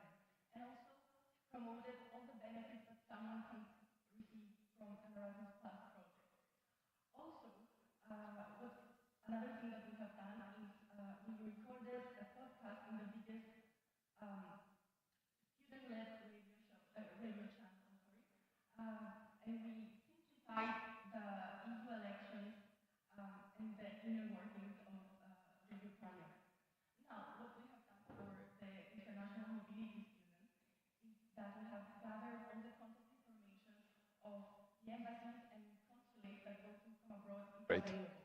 Great. Orientation days, in the 4 main universities of Nicosia, we promoted this section of our website, and we emphasized how important it is to vote while being on mobility.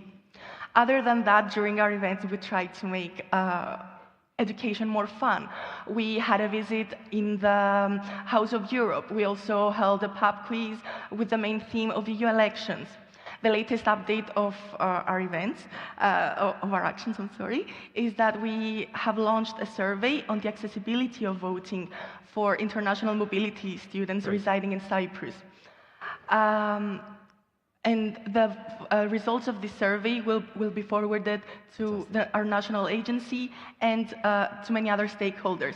And in fact, we are holding a panel with this subject in collaboration with our national agency and Europe Direct. Fantastic. As you have mentioned, we have had the opportunity to share our concerns with Vice President Schinas, but we also had the honor this week to share them as well with the President of the European Parliament, Roberta Metsola. You're keeping busy. That's impressive. Very nice. As you can see, our efforts are ongoing, and they will still be going even after June, because we want to make a change, and we will keep going until we make fundamental changes. Fantastic. Please, huge round of applause to Josefina and to all our 4 speakers. Fantastic. The true leaders of the Erasmus generation. Thank you so much, my friends. You can go now. Thank you. We really appreciate it. You're an inspiration to all of us. That was really, really good. You see so many examples, actions that at the beginning might seem small, but when they are combined and coordinated, can amount to all this change. Imagine all those teachers like Elisa, all these volunteers working together, how much they can achieve. We are seeing it every day. And events like this are also the result of all those little efforts that are combined. But of course, if something is clear, and something that we have seen throughout this event, is that our efforts are always multiplied when we collaborate also across institutions. Sometimes it can be nice to believe that as a student association, or as a university, or as a national institution, you can do everything by yourself. But you will always go farther if you go together. The collaboration with national agencies, student organizations, and universities is one of the reasons why the Erasmus Plus program has been such a success for so many years. And this is why it's such a pleasure to now have the opportunity to welcome the directors of the Italian and Spanish national agencies. We will start with the director of the Spanish National Agency for Education, SEPIE, Alfonso Gentil, who is also from Sevilla, by the way. Please, huge round of applause to welcome Alfonso to your own city.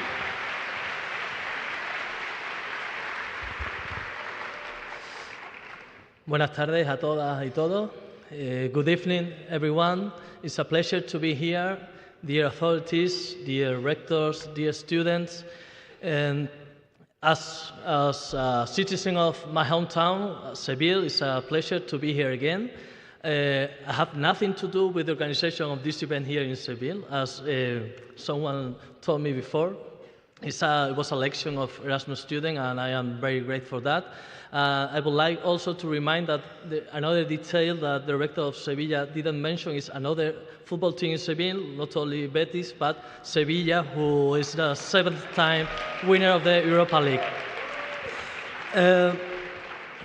I would like to thank you all for being here today at the Erasmus Generation Meeting Board. And the board, I would like to thank the board and ESN for the close collaboration to make of this event a reality where we all feel like a powerful and united Erasmus Plus team from so many European countries, as Juan already mentioned.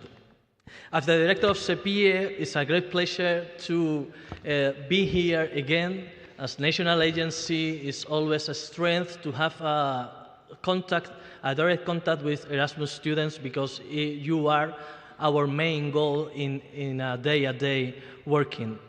The cooperation between SEPIE and the Erasmus Student Network has been very close and long-standing one, and it's an honor for us to actively participate in this 3rd edition of the largest student-led education conference. Congratulations for organizing this.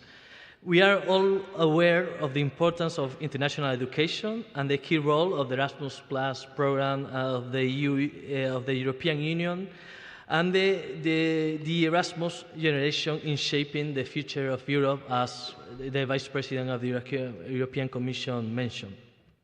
It is significant that we are all here today sharing the importance of civic participation and common European values, one of the 4 horizontal priorities of the Erasmus Plus program.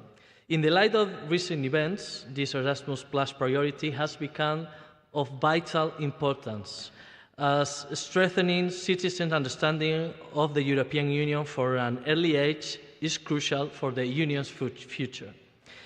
Raising awareness of and understanding the European Union context, the principles of unity and diversity, as well as their social, cultural, and historical heritage, is the only way for peaceful coexistence. So, civic engagement of young people and their participation in democratic life is of special relevance, particularly at this moment in the light of the upcoming European Parliament elections in June 24. In this sense, we can say that Erasmus Plus has probably been the most successful initiative ever launched to the European Union. It's the most successful initiative for the European cohesion, and it has become the flagship program of the European Union. Erasmus Plus is the soul of Europe. We, as national agency, and you, as participants, are the best examples of what the Erasmus Plus program offers to us, and it is our obligation to reach as many people as possible in all corners of all our countries, with a special focus on those who face greater challenges in accessing the program. This is one of our main priorities, inclusion. I do not want to take up more of your time, but before we enjoy the musical performance by the wonderful Erasmus Orchestra, I would like to kindly thank the Junta de Andalucía, the Dance Conservatory of Seville, Antonio Ruiz Soler, the Music Conservatory of Seville, Francisco Guerrero, and the Youth Orchestra of Andalusia. And of course, I would also like to thank you, each one of you, for traveling to my hometown, to Seville. I wish you a great stay here, and I hope you can enjoy all of their marvelous corners. And without further ado, I will give the floor to Sara, the director of the Italian National Agency, Indire, to whom I would like to warmly thank she and her team for all the great support and fruitful collaboration between our national agencies. Thank you very much, and remind that once you are Erasmus for all your life. Thank you very much.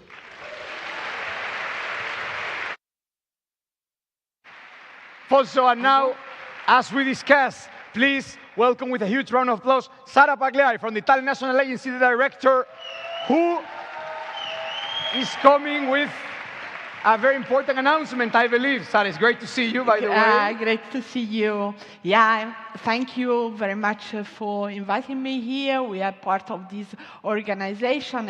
It's really, I'm really full of emotion and really thankful to all the authorities, the Spanish authorities, the European authorities, ESN, International, Spanish ESN, and Italian ESN. Next year, by the way, it will be Italy. Woo, it will Ancona be here. Ancona. Fantastic. Mediterranean cooperation. Yeah. And I have to really thank with all my heart my colleague Alfonso from CEPIE for organizing together with Indire and with his team this event, and the TCA that has been held since 2 days ago. And really, it has been a great effort to work together, the two national agencies. So my thanks also goes to my institute, Indire, which is today highly represented by the Director General, Flaminio Gallin, and all my teams, which really work together. And what to say, we are here to celebrate, to valorize the outcomes of this Erasmus program, which is, it has already been said many times, is a success story, the jewel of the crown, as Mr. Skinas said today. But we are here also to underline one of the priorities of the Erasmus Plus program, that is civic engagement and participation in democratic life. So I really think that we all have a challenge that we have to take up, and it is how to better link the Erasmus Plus program with the value of our common house, that is Europe. How to enhance the value of the European Union through the Erasmus program. And I think we can do many things. Again, as Mr. Skinner said, we have to stand up and speak up for Europe. So we have to give back, we all, Erasmus generation, we have to give back what Europe gave to us. So we, the Italian NA, also thanks to the cooperation with the other national agencies, we worked on this thematic area since a long time, and we try to do something special, creating, for example, this orchestra that you are going to listen to this evening. It is a very special orchestra because it's a unique in Europe, because an orchestra that is completely made of Erasmus students from different conservatories from all over Europe. And this orchestra continuously change because, as you know, you finish study, so you become a real musician, or you finish your Erasmus period and you come back. And so these young people, young students, just met 3 days ago here in Sevilla to play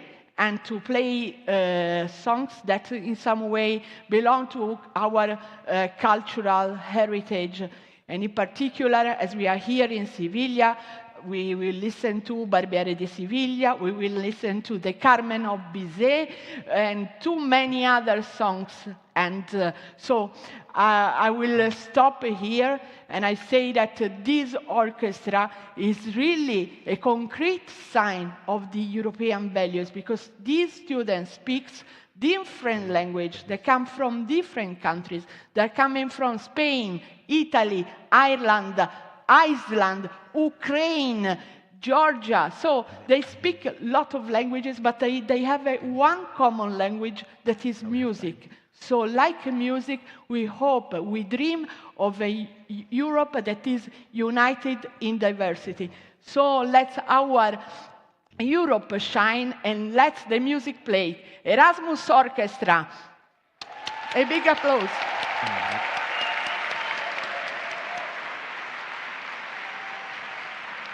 Erasmus Orchestra is directed by the maestro Elio Orciolo.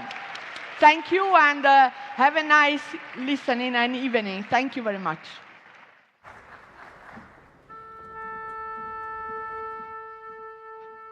Tutto suo.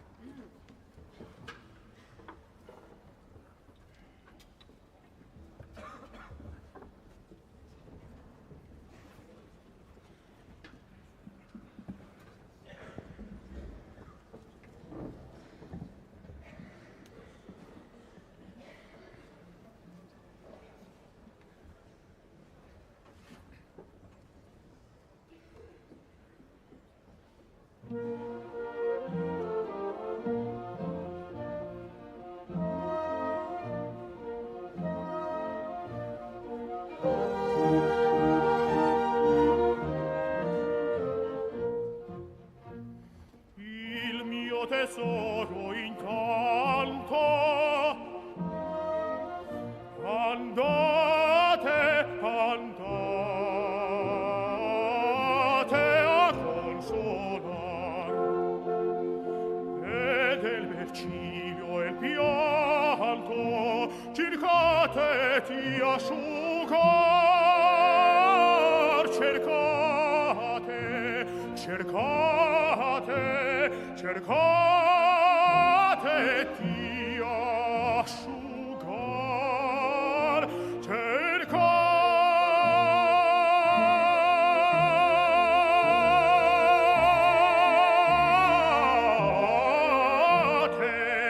di asciugar, ditele che I suoi torti a vendicar io vado, a vendicar io vado, che sol distracce morti, non si volio tornar, non si volio tornar, sì, non si volio tornar.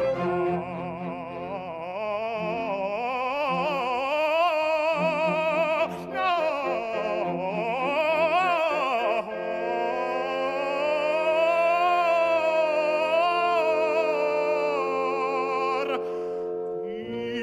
tesoro intanto.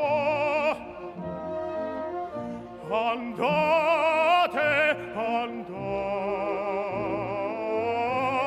a consolar, e del bel ciglio e il pianto cercate di asciugar, cercate, cercate, cercate di asciugar, cercate di asciugar. Ditele che i suoi torti a vendicar io vado, a vendicar io vado.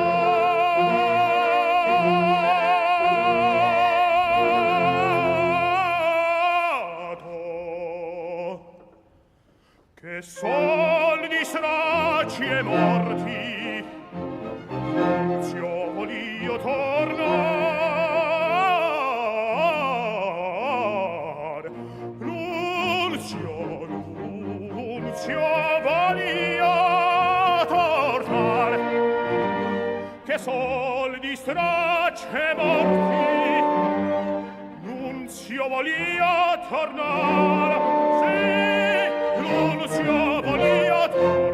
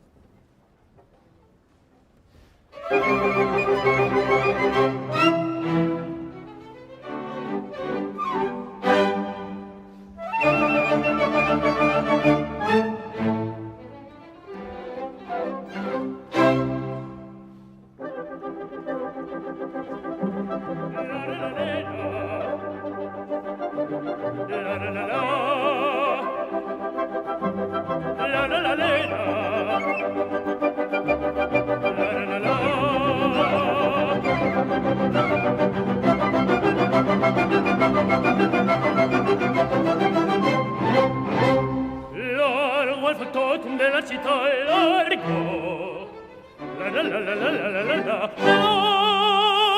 Presto bottega che l'alba già presto, la la la la la la la la la. Ah, che bel vivere, che bel piacere, che bel piacere per un barbiere di qualità, di qualità.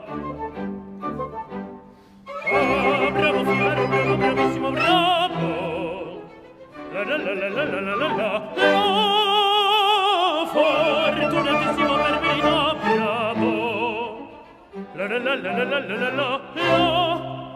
Fortunatissimo per verità, fortunatissimo per verità, la la la la la la la la la la la la la la.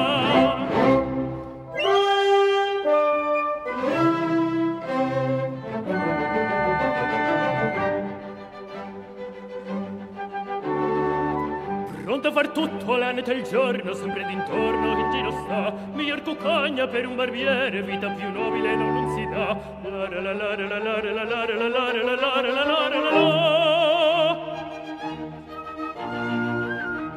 rasoni e pettini, lancette forbici al mio comando, tutto qui sta. Lancette forbici, rasoni e pettini al mio comando, tutto qui sta. E la risorsa poi del mestiere con la donnetta, col cavaliere, con la donnetta, la la la la la la, col cavaliere, la la la la la la.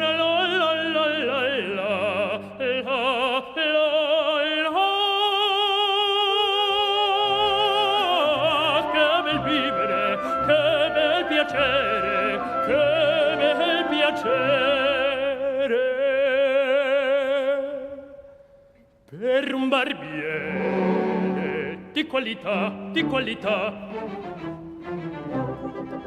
tutte mi chiedono, tutte mi vogliono, donne e ragazzi, vecchie fanciulle, qua la parrucca, presto la barba, qua la sanguigna, presto il biglietto, tutte mi chiedono, tutte mi vogliono, tutte mi chiedono, tutte mi vogliono, qua la parrucca, presto la barba, presto il biglietto, ehi,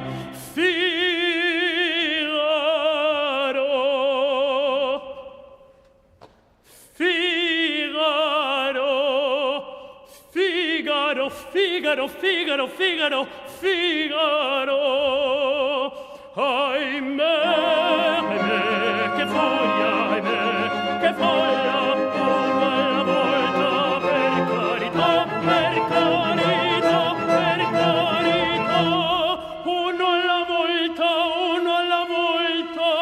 uno alla volta, per carità. Figaro, son qua. Ehi, Figaro, son qua, Figaro qua, Figaro là, Figaro qua, Figaro là, Figaro su, Figaro giù, Figaro su, Figaro giù. Quando contissimo son come il femmine sono il vantaggio della città, della città, della città, della città, della città.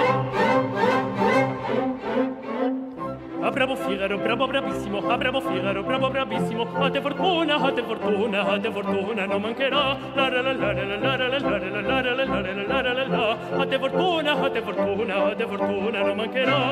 Sono il factotum della città, sono il factotum della città,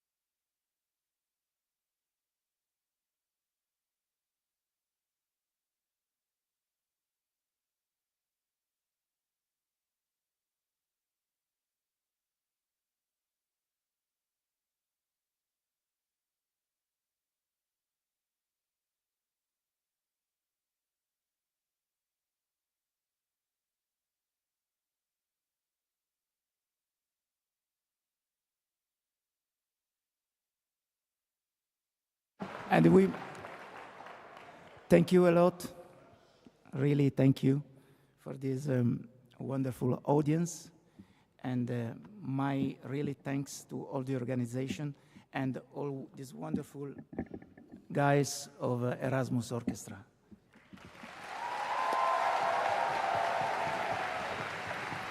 We want to dedicate to you a particular encore, but the conductor will be a student of orchestra conducting in Conservatorio of Frosinone in Italy. I will not tell you. I will not tell you the piece because it's dedicated to you. Everybody will know since the first note. Thank you a lot today.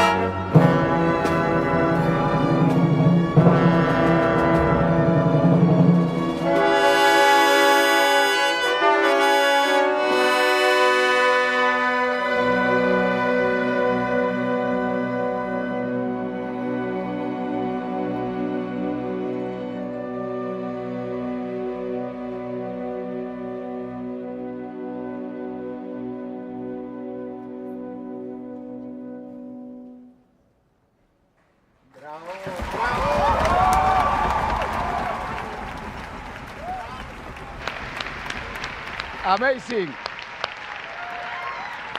Thank you so much. Woo!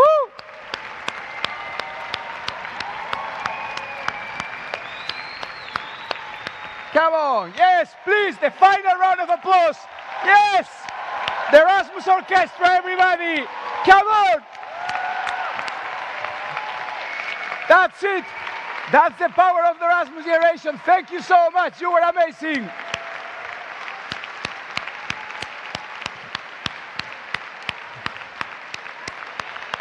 Thank you so much. Grazie.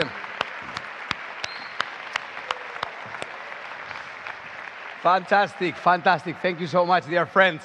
Thank you so much. So, we're almost done. Now, we ask the musicians come back. Thank you so much. I mean, you can leave the stage gradually, no problem. I think the rest of the things can be taken later. We are almost done. It's been a long ceremony with a lot of emotional and fantastic things. I know that you're saying that I say fantastic quite a lot, but there are a lot of fantastic things to acknowledge, I think. So it's important to mention it. And we only have one final thing to do, which is to use this final part of our event today to officially open the Erasmus Generation meeting. And we will hear now from three protagonists of this event.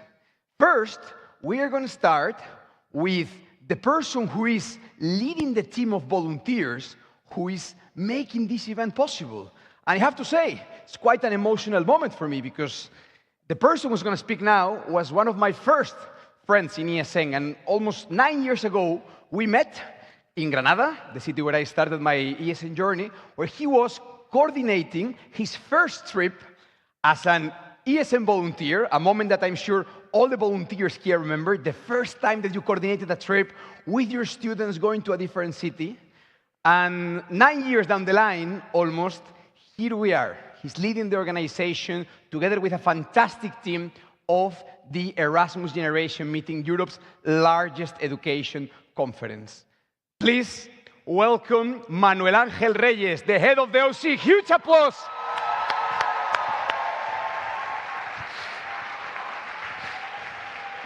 Woo!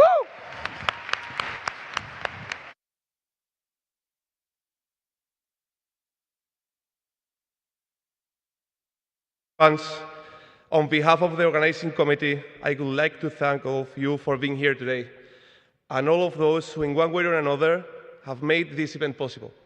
The team I represent has been working on this project for more than a year and has done everything possible so you don't have to worry about anything. So from here, I would like also to thank them for the help and efforts they made. We civilians love our city. We love to talk about it, show it, and enjoy it with friends all the time. Believe me, all the time. For more than 30 years, ESN has been doing just that in this fantastic city, thanks to the effort of ESN Sevilla and ESN UPO, doing everything we can to make sure that the thousands of students who visit us every year can feel at home and make the most out of our experience. We want them to feel they belong here, and believe me that we succeed with that. We have organized this event with exactly the same spirit. Volunteers from Seville and all over Spain have come together to make our city the global Erasmus capital. We want you to get inspired by the beauty and the authenticity of our city, by its people and culture, by its passion and character. We do it because we are convinced that this city represents everything that Erasmus is all about.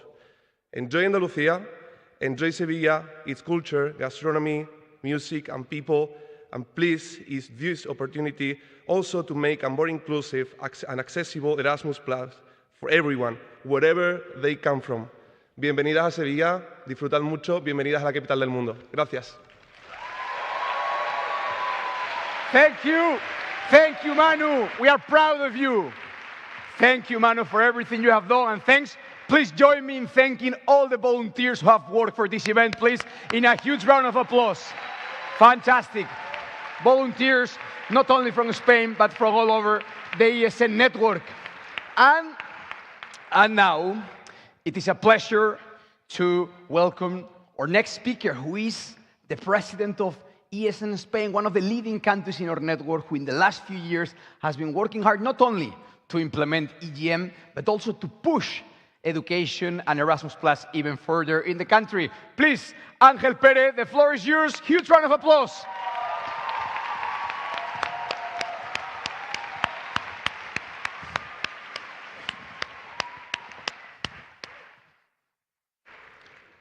Distinguished authorities, stakeholders and partners, dear volunteers, dear years and friends, it is a true honor for me to be welcoming you to this Erasmus gathering and the opening ceremony of the Erasmus Generation Meeting on behalf of ES in Spain. Today I stand before you with great pride in Andalucía, my home region, hosting the largest event in the history of our organization. We have the honor of hosting institutional partners that have been fundamental not only in the success of this event, but only in the Erasmus to a network movement in Spain. First and foremost, and also talking about home as it couldn't be otherwise, I'd like to thank the amazing organizing committee, Manu, Blanca, Adri, Laura, the more than 70 volunteers from ES and Spain behind the organization, and the hundreds of volunteers from all over the network which have made this event possible, from the content team to the program team, media team, IT team, safety team, and of course with the invaluable support of our colleagues in the international board, led by our colleague Adele. If it wasn't for her, we couldn't be here today, so thank you for that. In such a significant and unique opportunity, it is really important also to thank the international and national stakeholders that wanted to be here with us today.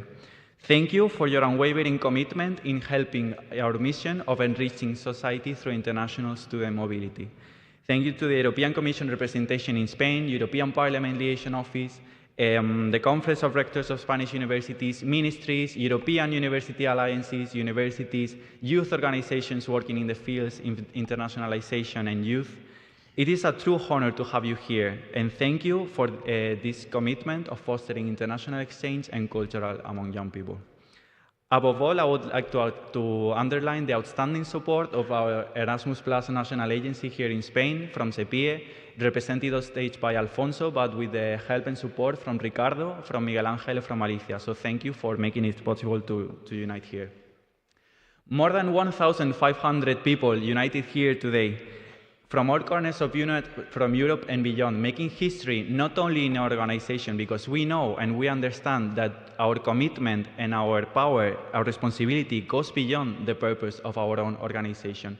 We are making history for the Erasmus Plus program, for the internationalization of education and for youth.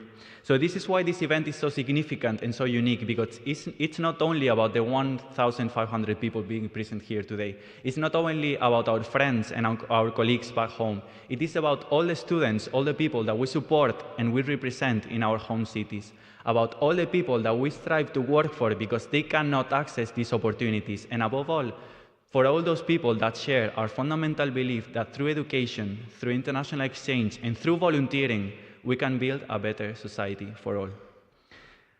Something I want to recall that impacted me last year when I attended my first EGM in Bucharest is understanding that the pillars of this event, of the Erasmus Student Network and of the Erasmus Plus program, are built on community and on purpose. A community that is united in diversity, that knows that we are stronger when we work together, that strives to leave no one behind, including everyone in every activity, every action we do. And above all, a community that is guided by a shared sense of purpose, a sense of purpose that we know very well because it's represented by our commitment of helping and empowering students when they need it. It is important that we never forget the big picture behind all the work we do. So it is the moment now to bring the voices, concerns, aspirations, dreams, challenges of all the students, the hundreds of thousands of students we represent in support in our home countries. So on behalf of ES in Spain, I want to deeply appreciate the presence of all of you here. And I want to encourage you to take this opportunity to be an active part of the change you want to see in society. So coming to an end, and I want to wish you all a fantastic stay here in Sevilla, which will be during the next few days the Erasmus Generation Capital. And who knows, maybe also after this weekend, the Erasmus Destination of the Year. So thank you very much. Woo! Woo! Guapo! Huge round of applause. Come on, Ángel, everybody. Fantastic. Erasmus Generation, we are almost there. I heard some of you are a bit hungry. Some of you might be a bit thirsty. But I can assure you, Bars in Spain close pretty late. Yes, you came to the right place. You came to the right place. So no worries, because we really had a fantastic ceremony. We had the chance to experience not only the local culture, but also the global culture, which is music, with a fantastic Erasmus orchestra that inspired us. We had the chance to listen to great speeches by very important people who are working to improve Erasmus+, to empower youth. And as Erasmus generation, as Erasmus community, ESNers, TCA participants, stakeholders, we should feel very proud of what we have achieved today. But we have one final thing to do, which is that we need to officially open the event that starts right after this one, the Erasmus Generation Meeting. We have the final speech of the day, and I want a huge welcome for the president of the Erasmus Student Network, Rita Diaz. The floor is you, Rita. Woo!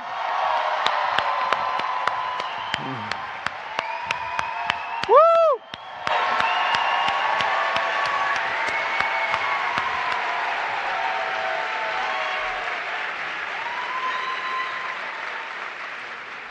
Thank you so much. Excellencies, dear authorities and partners, organizing committee, volunteers, and dear content team, and of course, dear Erasmus Network. We are gathering here today to start the beginning of a new journey, a journey that holds immense significance for the future of international mobility in the years ahead. Through the relationships we are forging in the coming days, international cooperation will emerge as a cornerstone in realizing our shared objectives. We hope that these next days will be the start of a beautiful journey that we can lead on each other for a better future and a better world. But we are here today to celebrate the spirit of the Erasmus generation. Today in this room, we have participants from different events, between them students, universities, and national and international authorities representing more than 70 nationalities. These representatives not only share their own identity, but they wave the flag from different cultures, customs, and religions. This demonstrates that even if we are not from the same place, we are all here gathered because we desire the same thing for our future and the future generation of international students, more equal and equal access for international mobility. This is what the celebration of the Erasmus generation is about. This is why we are here today. It seems like a dream to think that in 1987, the Erasmus Plus program was a mere pilot, a dream of the ones who had the ambition and the audacity to want a better future for Europe and for the world. But it was exactly by the power of dreams that we have here today with us 1,300 ESN representatives gathered in Seville, because ESN Spain took the challenge of organizing the biggest event in the history of ESN. It's a true honor for ESN to have volunteers like you in the network. Your dedication and passion is what makes ESN dreams come true. You know, sometimes it takes a spark, a small flame that starts to grow slowly, leading to mobilize a group of young people to act to make a difference. This is what volunteering is about, a spark and the willingness to make a change. And sometimes, the most remarkable ideas are not born in meeting rooms or in offices. They are born with peer-to-peer learning, with young voices taking the lead. And this is exactly how EGM was born, leading from the power of volunteering and the capacity to make a difference. But most importantly, it was created for all of you to be able to look back and cherish every single memory. However, dreams also need effort and dedication to be achieved. And it was by the grace of many international volunteers that this edition of AGM became a reality, especially thanks to our amazing content team, which has invested countless hours developing the event, and to the current and past international boards, who have worked tirelessly and step by step in this journey. As international cooperation beats in the heart of Europe more than ever, I must express my gratitude to every single authority present during these days. Your contributions to the content of AGM demonstrate that cherished commitment to foster collaboration through common objectives are absolutely key. I must especially thank Sepie and Indiri, who united made today's event a reality. With the presence of around 350 international guests, we see tangible proof that collaboration is not only achievable but also transformative. It allows the fact that while alone we can accomplish our individual goals, together we can accomplish something more important, change in society. And, of course, we must thank you, the Erasmus generation, the ones that are working day by day for the enrichment of society to international students. This event is organized for you. For some of you, this is not the first time attending an international event of ESN. This is probably the second, the third, or even the fourth time. We all know who you are by now. You are the ones committedly to continuously inspiring society. However, I would like to address the ones that are attending an international event for the first time, the ones who probably don't know what to expect from this experience. I want to assure you that AGM is the start of a bigger journey and that you are now opening a new chapter on your ESN story. The story of ESN started 35 years ago, and we are now here today because a group of former Erasmus students decided they want to give back what Europe has given them and support the participation of others in mobility. 35 years ago, the foundations of what is today ESN was created in the city of Ghent in Belgium, which makes today AGM extra special. We are here today to celebrate our achievements, not only with policy changes for international students in our changes in grant levels, but also for the network that grew out of the borders of the higher education area and is now present in 45 countries. And most importantly, we are celebrating our volunteers and recognizing all the work that they have been doing through these 35 years. This event is for you. These 35 years are for you. For the course of the next 3 days, I invite you to reflect on what it means to be a member of the Erasmus generation. I can assure you that there will be different conclusions driven by the diversity and representation in this room. However, there will be a familiar feeling, belonging to something greater than ourselves. This feeling is at the core of the Erasmus generation. It's about that particular sentiment that only we can explain, the feeling of supporting a group of international students during their trip on your country, the joy of showing them your hometown, showing your local recipes and opening the doors of your home during the holidays. But most importantly, it's about showing them that international mobility is the best feeling possible. This is the essence of the Erasmus generation, the willingness to give back what Europe and the world is giving us, an opportunity to grow from the eyes of another. It's exactly from the Erasmus generation meeting and the support of internationalization in youth that AGM was created. And this year, we could not touch in a most relevant theme, and for the future of mobility, removing barriers to active and equal participation. Going abroad can be a bumpy road, full of challenges, but ultimately is an opportunity that many of us in this room had. But what about for the ones that didn't have this opportunity to go abroad? The ones that didn't have a possibility or even feel that this was a possibility for them? Mobility must be a reality for all, and it's our duty as the Erasmus generation to make this a continuous fight to be a reality. Connecting with our team, this AGM vision presents with us two very important pillars: inclusive internationalization opportunities for all students and young people, and participation in democratic life in the light of the European Parliament elections in 2024. These are very crucial themes for the next few days, as you are going to enjoy in our very beautiful content in the next days, but also for the very next months. It's through your participation in the next AGM and by reflecting in the pillars of the event, I call your attention to the importance of the next month's developments for the future of international mobility. In June, the EU citizens who head to the polls in one of the most decisive elections for the future of Europe, higher education, and the Erasmus Plus program. The results of this election can significantly impact the framework of the next Erasmus Plus program and the future of ESN. Therefore, I encourage you to make the impossible possible. We need the Erasmus generation to mobilize young voters and to emphasize the importance of voting in the next 3 elections. It's not about the people that are in this room. You are the ones that are going to make a change, but we need the ones that not even consider to be in this room. Now you are wondering, how can I achieve these goals? By fully engaging in the next day's activities. We count on the support on every single person in this room. And to add even more significancy to the next elections, as mentioned by many previous interventions, the European Commission has just taken a step forward by launching the higher education package, which will lead to the next European degree, which is an incredible new ambitious initiative for the future of learning mobility. But although ambitious initiatives need to bash an ambitious budget, and this is what we need to strive for. We need to continue fighting for the increase of the budget of the Erasmus Plus program. And we have a tremendous task ahead, both concerning the future of Europe and the future of mobility, which has led us to discuss on the Erasmus Plus program 2028-2034. I know that seems a bit far by you, but the discussions will start now. And we want every single one of you to be part of this process. It's crucial that we convince every single voice on the room that Erasmus isn't just a phase of your life. It's a transformative journey that can redefine your entire path. But I'm more confident than ever that we can accomplish this. There is no better organization than ESN to drive change in society. And you demonstrate this with every single action you do. I want to finish this speech by quoting a passage from one of the most famous Portuguese poets, Fernando Pessoa. I have in me all the dreams in the world.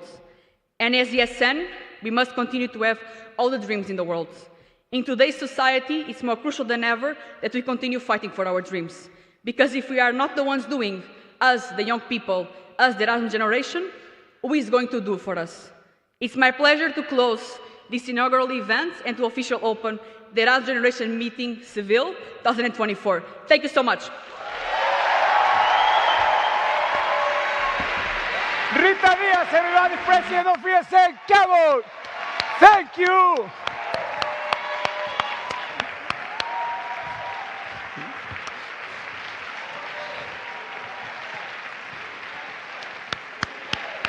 ESN! ESN! ESN! One more! Woo! And that was it for today, my friends. You have been fantastic. You have been an amazing audience. Thank you so much for making today possible. We did it once again. And now, enjoy the event and see you soon. Long life the Erasmus generation. Yes! Thank you.